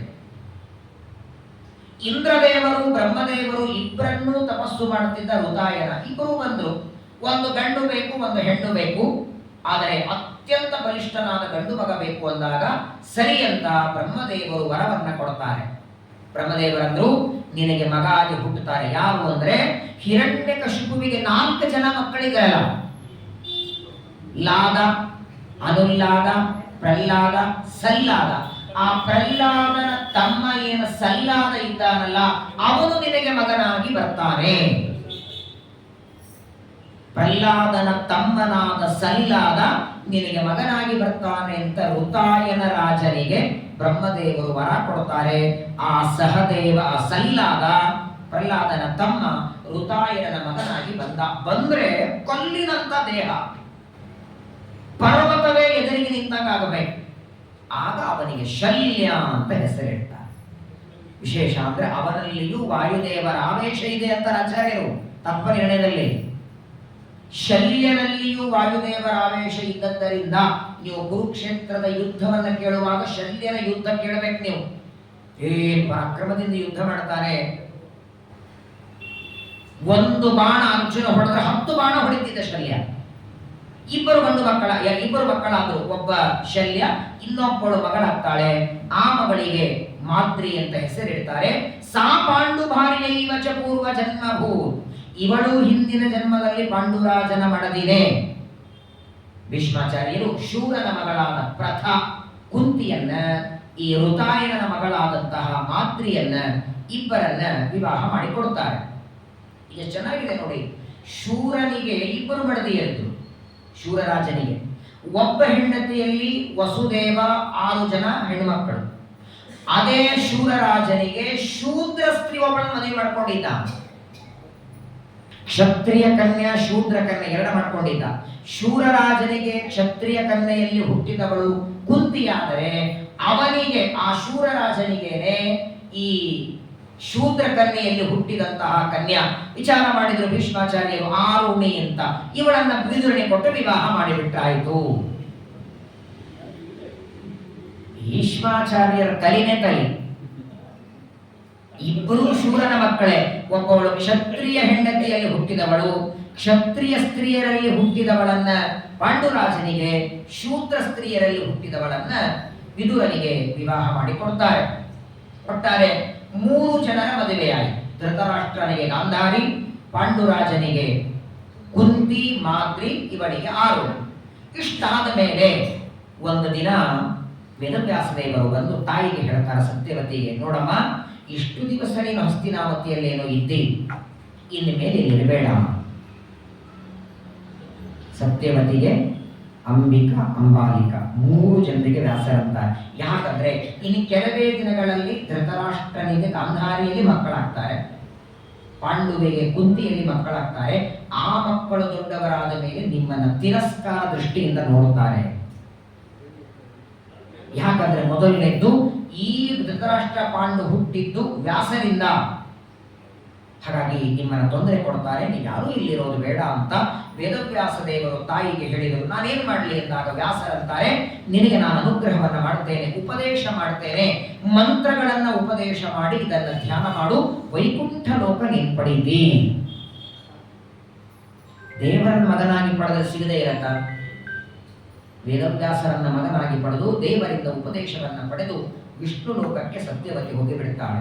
ಇನ್ನು ಇಬ್ಬರು ಸೊಸೆಯಂದಿರಿದ್ದರಲ್ಲ, ಅಂಬಿಕಾ, ಅಂಬಾಲಿಕಾ, ಅದರೊಳಗೆ ಅಂಬಿಕೆಯನ್ನ ವೇದವ್ಯಾಸ ದೇವರು ಅವಳಿಗೂ ಅನುಗ್ರಹವನ್ನ ಮಾಡಿ ಬ್ರಹ್ಮಲೋಕಕ್ಕೆ ಹೋಗುವಂದು. ಯಾಕಂದ್ರೆ ವಿದುರನಂತ ಮಗ ಪಡೆದದ್ದಕ್ಕೆ. ಸತ್ಯವತಿಯನ್ನ ವೈಕುಂಠಕ್ಕೆ ಕಳಿಸಿಬಿಟ್ರು, ಅಂಬಿಕೆಯನ್ನ ಬ್ರಹ್ಮಲೋಕಕ್ಕೆ ಕಳಿಸ್ತಾರೆ. ಆದರೆ ಅಂಬಾಲಿಕೆಯನ್ನ ಮಾತ್ರ ವೇದವ್ಯಾಸ ದೇವರು ಸ್ವರ್ಗಲೋಕಕ್ಕೆ ಕಳಿಸಿದರು. ಬ್ರಹ್ಮಲೋಕನೂ ಆಗಲಿಲ್ಲ, ವಿಷ್ಣುಲೋಕನೂ ಆಗಲಿಲ್ಲ ಅವಳಿಗೆ. ಯಾಕಂದ್ರೆ ಪರಮಾತ್ಮನ ಸಂಕಲ್ಪ ಯಾರು ಎಷ್ಟು ಸಾಧನೆ ಮಾಡುತ್ತಾರೆ ಅವರಿಗೆ ಆ ಲೋಕವನ್ನ ದೇವರು ಕೊಡ್ತಾನೆ. ಅಂಬಾಲಿಕೆಗಿಂತಲೂ ಅಂಬಿಕೆಯ ಸಾಧನೆ ಹೆಚ್ಚಾದದ್ದರಿಂದ ಅವಳನ್ನ ಕೊಟ್ಟು ಕಳಿಸಿಬಿಟ್ಟ. ಮುಂದೆ 3 ಜನರಿಗೆ ಮದುವೆ ಆದ ಮೇಲೆ ಭೀಷ್ಮಾಚಾರ್ಯ ಮತ್ತೆ ಚಿಂತೆ ಶುರುವಾಯಿತು. ಮದುವೆಯನ್ನು 3 ಜನರದ ಮಾಡದೆ ಈಗ ರಾಜ್ಯದಲ್ಲಿ ಪಟ್ಟಾಭಿಷೇಕ ಯಾರಿಗೆ ಮಾಡೋದು? ಶಂತನು ರಾಜನ ರಾಜ್ಯ, ಭೀಷ್ಮರು ಬೇಡ ಅಂತಾರೆ.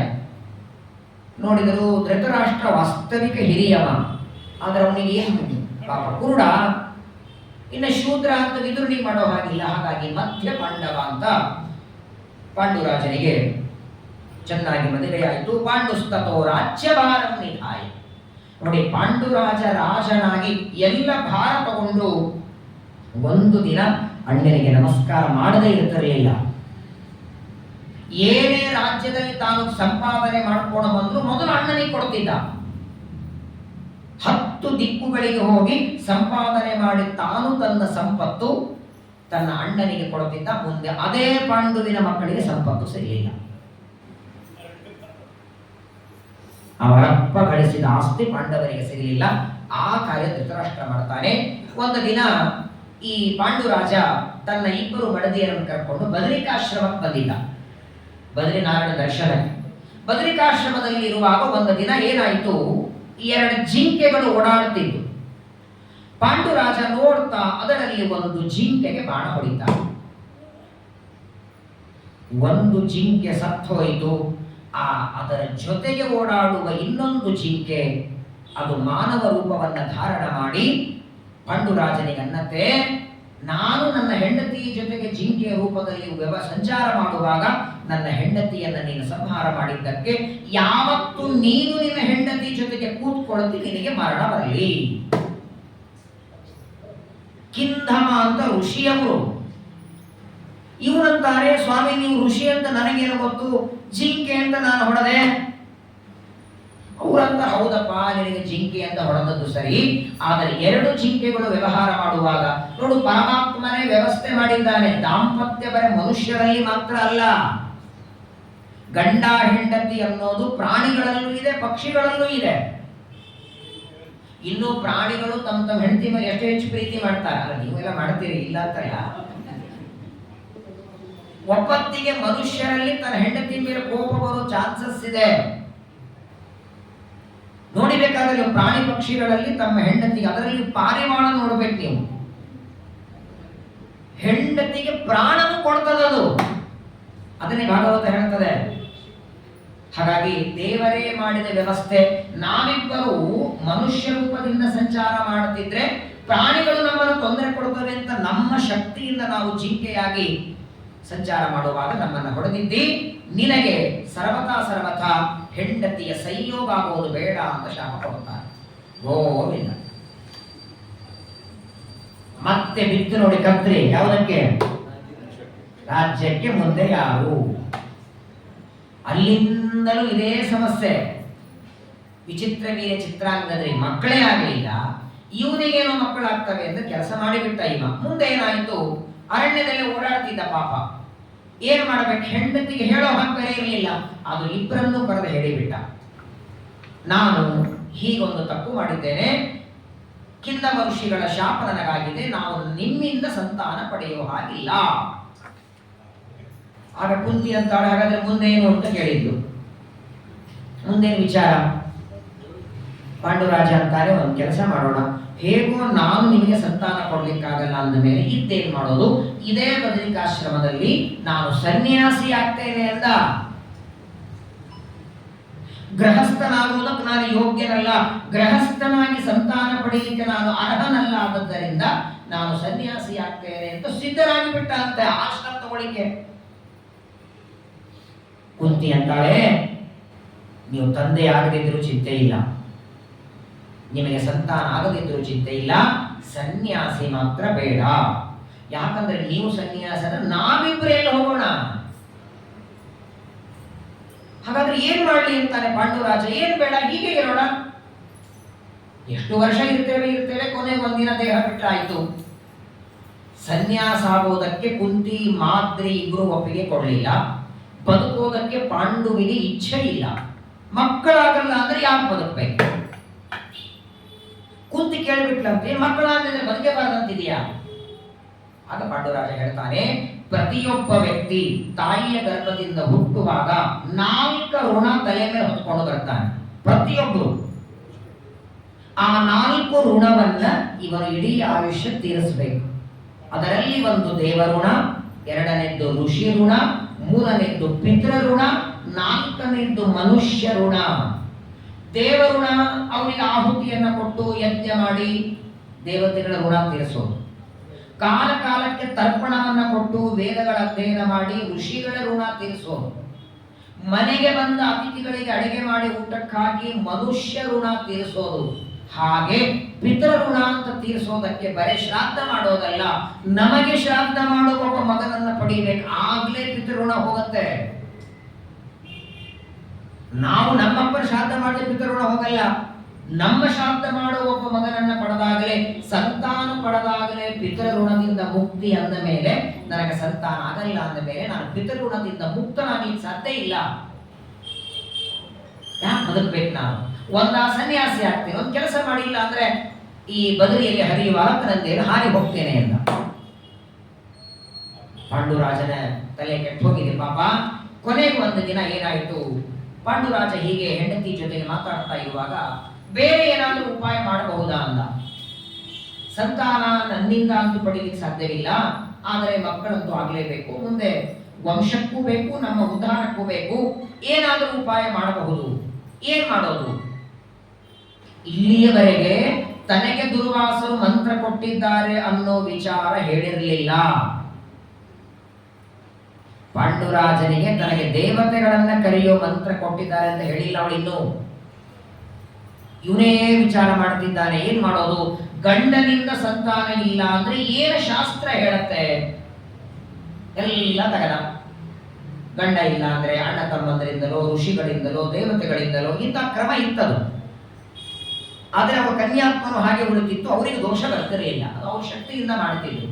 ಪಾಂಡುರಾಜ ಹೇಳ್ತಾನೆ, ಒಂದು ಕೆಲಸ ಮಾಡು, ನಾನಂತೂ ನಿನಗೆ ಸಂತಾನ ಕೊಡ್ಲಿಕ್ಕೆ ಸಾಧ್ಯವಿಲ್ಲ, ಯಾರಾದರೂ ತಪಸ್ವಿಗಳು, ಜ್ಞಾನಿಗಳು, ಮಹಾತಾಮ ಸಾಮರ್ಥ್ಯ ಇದ್ದವರು ಅವರ ಅನುಗ್ರಹದಿಂದ ನಿನಗೆ ಮಕ್ಕಳಾಗ್ತಾರೆ, ಅದರಿಂದ ನಮ್ಮ ವಂಶ ಉದ್ಧಾರವಾಗತ್ತೆ ಅಂದಾಕ್ಷಣ ಇವಳು ಒಪ್ಪಲಿಲ್ಲ.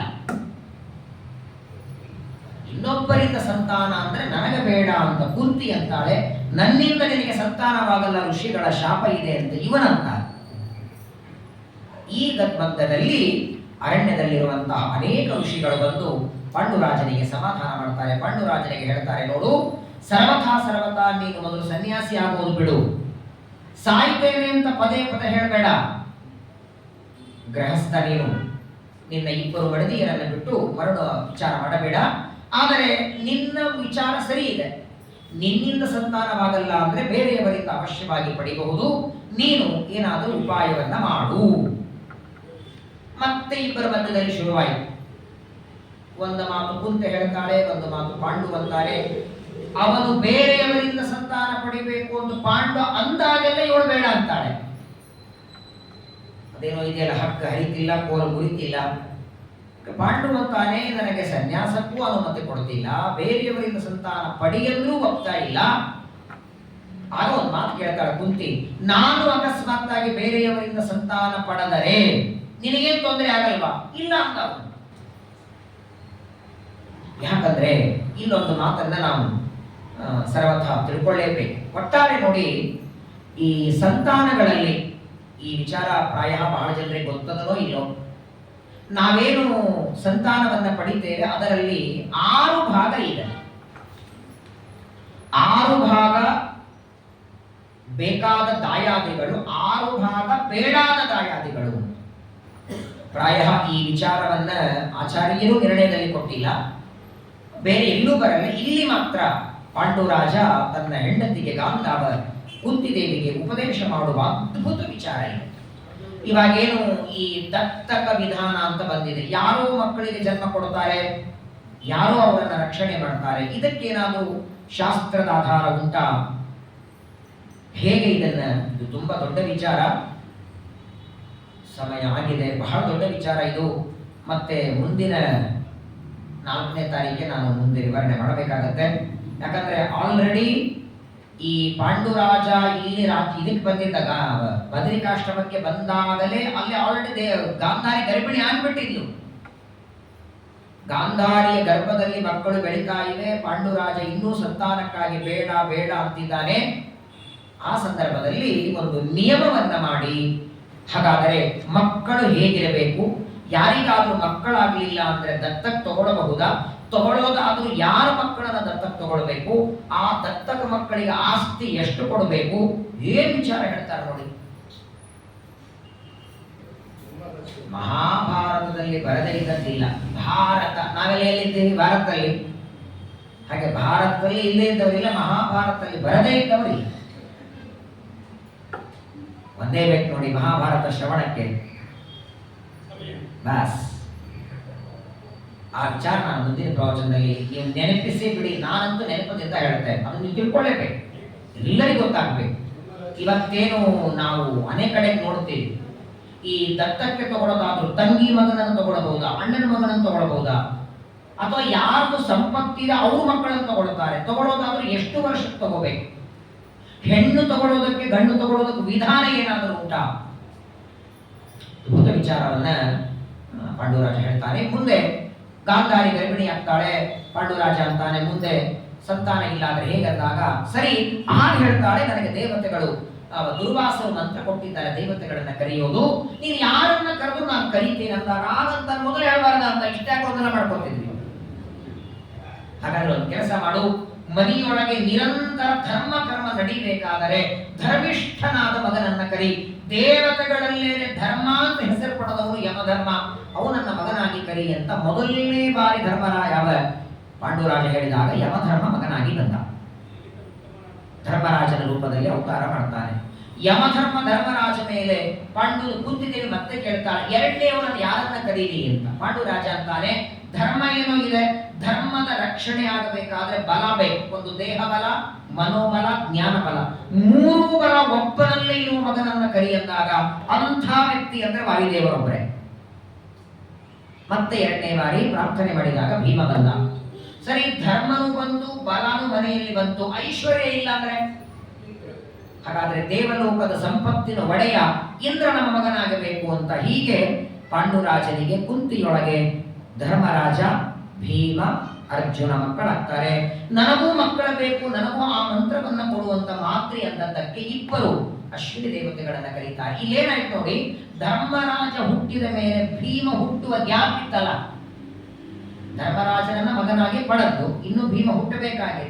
ಈ ವಾರ್ತೆ ಗಾಂಧಾರಿ ಗೊತ್ತಾಯಿತು. ಕುಂತಿಯಲ್ಲಿ ಬದರಿಕಾಶ್ರಮದಲ್ಲಿ ಮಗುವಾಗಿದೆ, ನನಗಿಂತ ಮೊದಲು ಕುಂತಿಗೆ ಮದುವಾಯಿತು. ಯಾಕಂದ್ರೆ ಗರ್ಭಿಣಿ ಮೊದಲು ಇವಳಾಗಿದ್ದು, ಗಾಂಧಾರಿ ಮೊದಲು ಗರ್ಭವತಿ ಆಗಿದ್ದು, ಇವಳಿಗೆ ಏನು ಗರ್ಭದಿಂದ ಬಂದದ್ದೇ ಡೈರೆಕ್ಟ್ ಬಂದದ್ದು.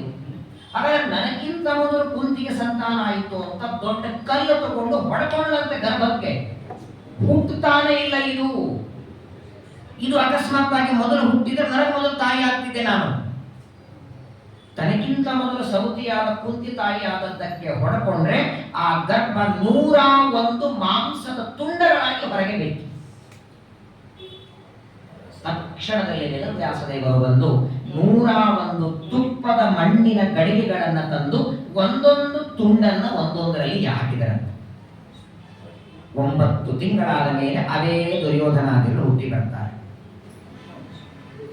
ಆ 101 ತುಂಡು ಅವತ್ತೇ ವೇದವ್ಯಾಸರು ತಿಪ್ಪಿ ಎಸೆದು ಬಿಟ್ಟಿದ್ರೆ ನಾನೀಗ ಪ್ರವಚನ ಹೇಳಿ ಬರ್ತಿರಲಿಲ್ಲ. ಮಹಾಭಾರತ ನೀವು ಟೈಮ್ ಕೊಡುವಂತ ನಿಮ್ ಕೇಳೋ ಪ್ರಸಂಗ ಬರ್ತಿರ್ಲಿಲ್ಲ. ಕುರುಕ್ಷೇತ್ರ ಇಲ್ಲ, ಮಹಾಭಾರತವೇ ಇಲ್ಲಲ್ಲ. ಆ ದುರ್ಯೋಧನಾದಿಗಳೆಲ್ಲ ಅವತ್ತೇ ಸತ್ತು ಹೋಗ್ಬಿಟ್ರೆ ಎಲ್ಲಿಂದ ಮಹಾಭಾರತ ನಡೆಯೋದು?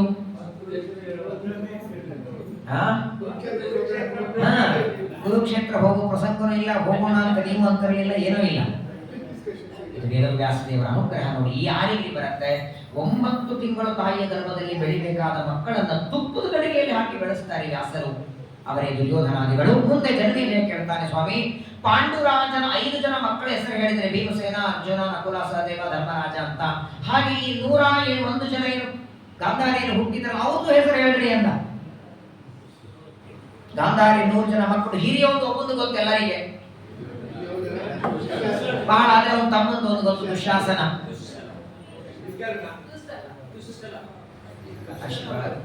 ವೈಶಂಪಾಯನರಂತಾರೆ, ನಾನೇನು ಹೇಳ್ತೀನಿ ಅವ್ರ ಹೆಸರು ಕೇಳೋದ್ರ ಪುಣ್ಯ ಬರುತ್ತಾ? ಪಾಂಡವರ ಹೆಸರು ಕೇಳಿದ ಪುಣ್ಯ ಆದ್ರೂ ಬರುತ್ತೆ, ಅದು ಕೇಳ್ಬೇಕಂತ. ಯಾಕಂದ್ರೆ ಇವರೆಲ್ಲ ಮುಂದೆ ಸತ್ರು ಅಂತ ಅಲ್ಲಿ ಗೊತ್ತಿರ್ಬೇಕಲ್ಲ. ಹಾಗಾಗಿ ದುರ್ಯೋಧನನೇ ಮೊದಲಾದ 100 ಜನರ ಹೆಸರನ್ನ ಭೀಷ್ಮ ವೈಶಂಪಾಯನರು ಹೇಳ್ತಾರೆ. ಮೊದಲನೆಯವನು ದುರ್ಯೋಧನ, ಎರಡನೆಯವನು ಯುಯುತ್ಸು, ದುಶ್ಯಾಸನಲ್ಲ. ಈ ಯುಯುತ್ಸು ಅನ್ನೋನು ಗಾಂಧಾರಿಯಿಂದ ಹುಟ್ಟಿದವನಲ್ಲ, ಬೇರೆ ಸ್ತ್ರೀಯಿಂದ ಹುಟ್ಟಿದವ, ಧೃತರಾಷ್ಟ್ರನಿಂದಲೇ. ಆದರೆ ಪರಮ ವಿಷ್ಣು ಭಕ್ತ ಇದ್ದೀವ. ಯುಯುತ್ಸು ಅನ್ನುವನು ಧೃತರಾಷ್ಟ್ರನ ಮಗನಾದರೂ ಪರಮ ಧಾರ್ಮಿಕ. ಹಾಗಾಗಿ ಅನೇಕ ರಹಸ್ಯ ವಿಚಾರಗಳನ್ನ ಪಾಂಡವರಿಗೆ ಬಂದು ತಿಳಿಸ್ತಾ ಇದ್ದ. ಮೊದಲನೇದು ದುರ್ಯೋಧನ, ಯುಯುತ್ಸು, ದುಶ್ಯಾಸನ, ದುರ್ಧರ್ಷ, ದುರ್ಮುಖ, ಜಲಸಂಧಿ, ಸಹದಮ, ವಿಂದ, ಅನುವಿಂದ, ದುಶ್ವಾಪ, ಸುಬಾಹು, ದುರ್ವರ್ಷಣ, ದುರ್ಮದ, ಚಿತ್ರರೋಧ, ದುಷ್ಕರ್ಣ, ಕರ್ಣ, ವಿಂಶತಿ, ವಿಕರ್ಣ, ಜಲಸಂಧ, ಸುಲೋಚನ, ಚೈತ್ರ, ವಿಚಿತ್ರ, ಚಿತ್ರಾಕ್ಷ, ಚಾರುಮಿತ್ರ, ಶರಾಸನ, ದುರ್ವರ್ಷಣ, ದುಷ್ಕರ್ಷ, ವಿವತ್ಸು, ವಿಕಲ, ಶವ, ಊರ್ಣನಾಭ, ಸುನಾಭ, ನಂದ, ಉಪನಂದ, ಸೇನಾಪತಿ, ಸುಷೇಣ, ಖಂಡೋದರ, ಮಹೋದರ, ಚಿತ್ರಧ್ವಜ, ಚಿತ್ರರಥ, ಚಿತ್ರಬಾಹು, ಅಮಿತ್ರಜಿತ, ಚಿತ್ರಬಾಣ, ಚಿತ್ರವರ್ಮ, ಸುಗರ್ಮ, ದುರ್ವಿಲೋಚನ, ಚಿತ್ರಸೇನ, ವಿಕ್ರಾಂತ, ಸುಚಿತ್ರ, ಚಿತ್ರವರ್ಮ, ದೃಕ, ಅಪರಾಜಿತ, ಪಂಡಿತಕ, ವಿಶಾಲಾಕ್ಷ, ದುರಾಸದ, ಅಜಿತ, ಜಯಂತ, ಜಯತ್ಸೇನ, ದುರ್ಜಯ, ದೃಢಹಸ್ತ, ಸುಹಸ್ತ, ವಾತವೇದ, ಸುವರ್ಚ, ಆದಿತ್ಯಕೇತು, ಬ್ರಹ್ವಾಕ್ಷಿ, ನಾಗದಂತ, ಉಗ್ರಶಾಲಿ, ಕವಚಿ, ನಿಶಂಗಿ, ಪಾಶಿ, ದಂಡಧಾರ, ಅನುಗ್ರಹ, ಉಗ್ರ, ಭೀಮರಥ, ಭೀಮ, ಭೀಮಬಾಹು, ಅಲೋರುಮ, ಭೀಮಕರ್ಮ, ಸುಬಾಹು, ಭೀಮಕ್ರಾಂತ, ಅಭಯ, ಸುಚ್ಚಕರ್ಮ, ದೃಢರಥ, ಅನಾದೃಶ್ಯ, ಕುಂಡಮೇಧಿ, ಧೀರಾದಿ, ದೀರ್ಘಲೋಚನ, ದೀರ್ಘಧ್ವಜ, ದೀರ್ಘಚಂಗ, ಅದೀರ್ಘ, ದೀರ್ಘ, ದೀರ್ಘಬಾಹು, ಮಹಾಬಾಹು, ವಿಳೋರ, ಕರಕಧ್ವಜ, ಮಹಾಶುಂಡ, ಕುಂಡ, ವಿಕುಂಡ, ಚಿತ್ರಕ, ಆಸನ, ಚೈತ್ರಕ. ಇವರು 101 ಜನ. ಕೊನೆಗೆ ದುಶ್ಯಲ ಅಂತ ಒಬ್ಬಳು ಮಗಳು.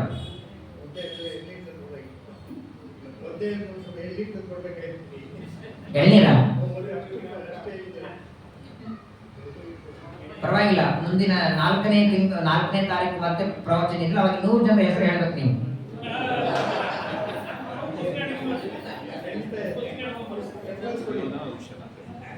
ದುಶ್ಯಾಸನ, ದುರ್ಯೋಧನ, ದುಶ್ಯಾಸನ. ಈ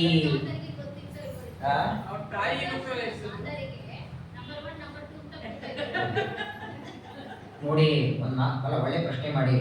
ಗಾಂಧಾರಿಗೆ ಬರೇ 101 ಜನ ನನಗೆ ಮಕ್ಕಳಾಗಿದ್ದಾರೆ ಮಾತ್ರವಲ್ಲ, 101 ಜನ ಮಕ್ಕಳು ಯಾರಾದ ಮೇಲೆ ಯಾರು ಹುಟ್ಟಿದರು, ಯಾರಿಗೆ ಎಷ್ಟು ಜ್ಞಾನ ಇದೆ, ಯಾರು ಎಷ್ಟು ಬಲಿಷ್ಠರು ಎಲ್ಲ ಗೊತ್ತಿತ್ತು ಅವಳಿಗೆ.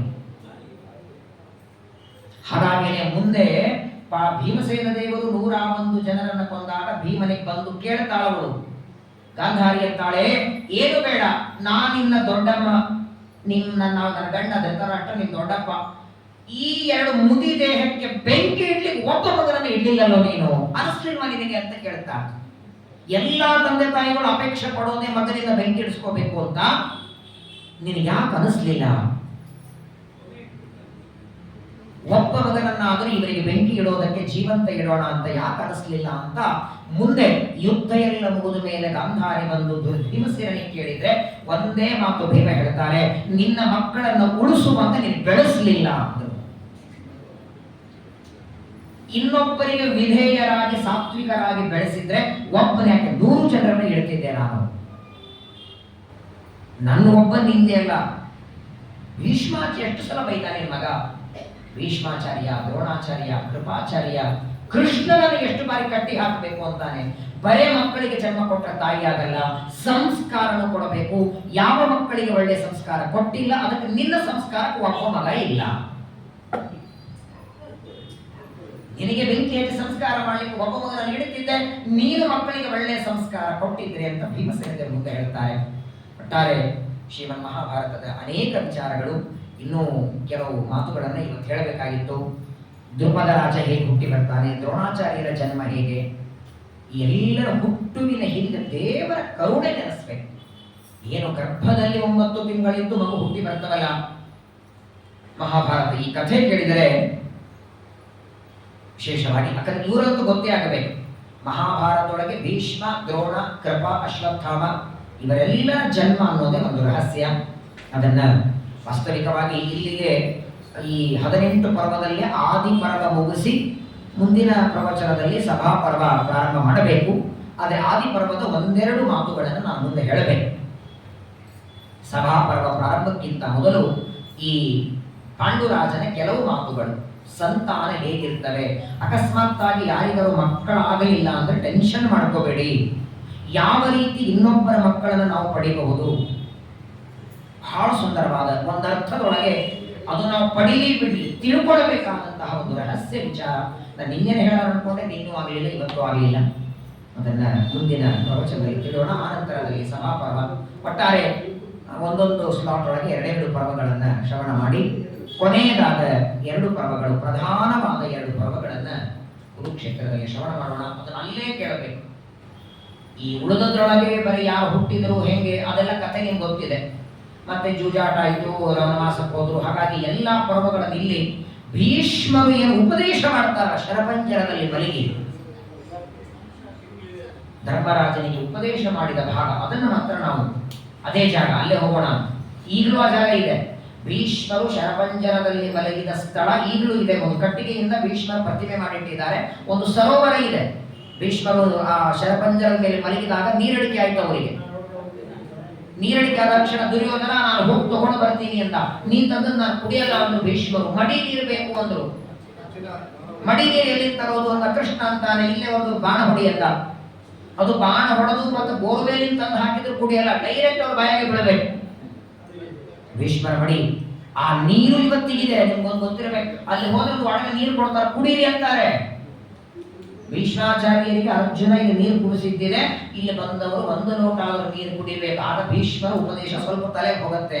ಈಗಲೂ ಎಷ್ಟು ಸಿಹಿ ನೀರಿದೆ ಅಲ್ಲಿ. ನಾನು 2-3 ಸಲ ಹೋಗಿದ್ದೇನೆ ಅಲ್ಲಿ. ಕುರುಕ್ಷೇತ್ರದಲ್ಲಿ ನೋಡಲೇಬೇಕಾದ ಕೆಲವು ಜಾಗಗಳಿದೆ.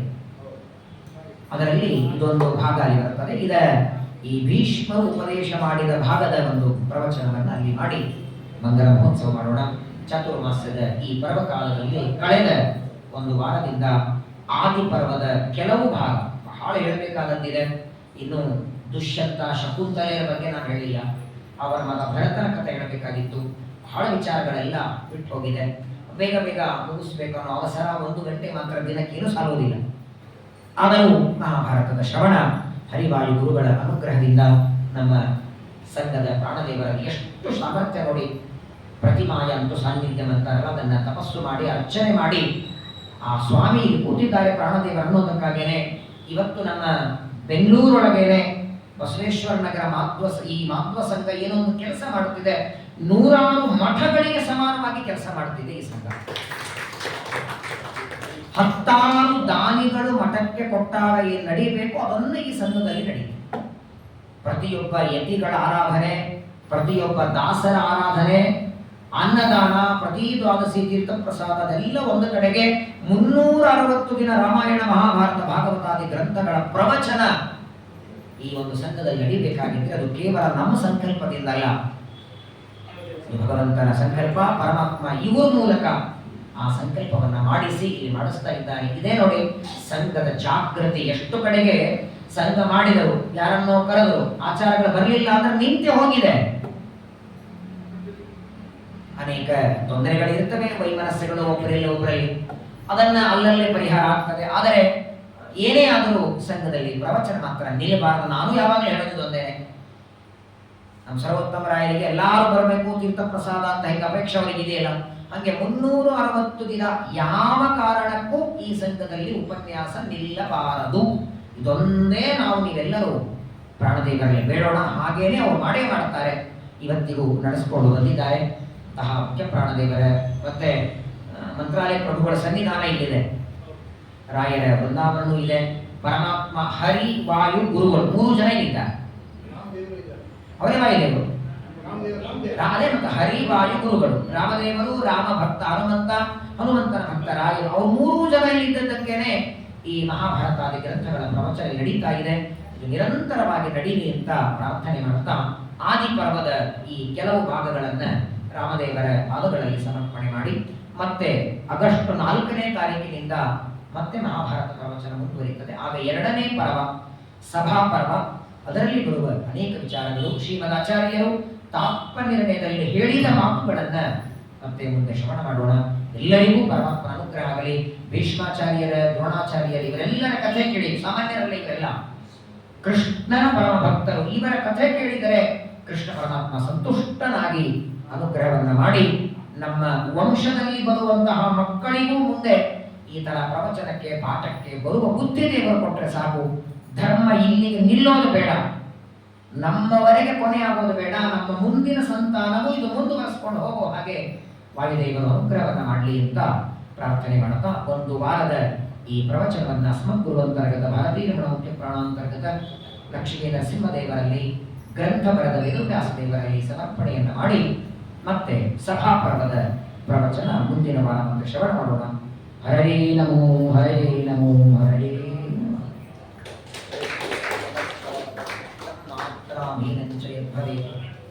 ಸರ್ವಂ ಕ್ಷಮ್ಯತಾಂ ದೇವ ಪ್ರಸೀದ ಪುರುಷೋತ್ತಮ. ಪರಾಭವನ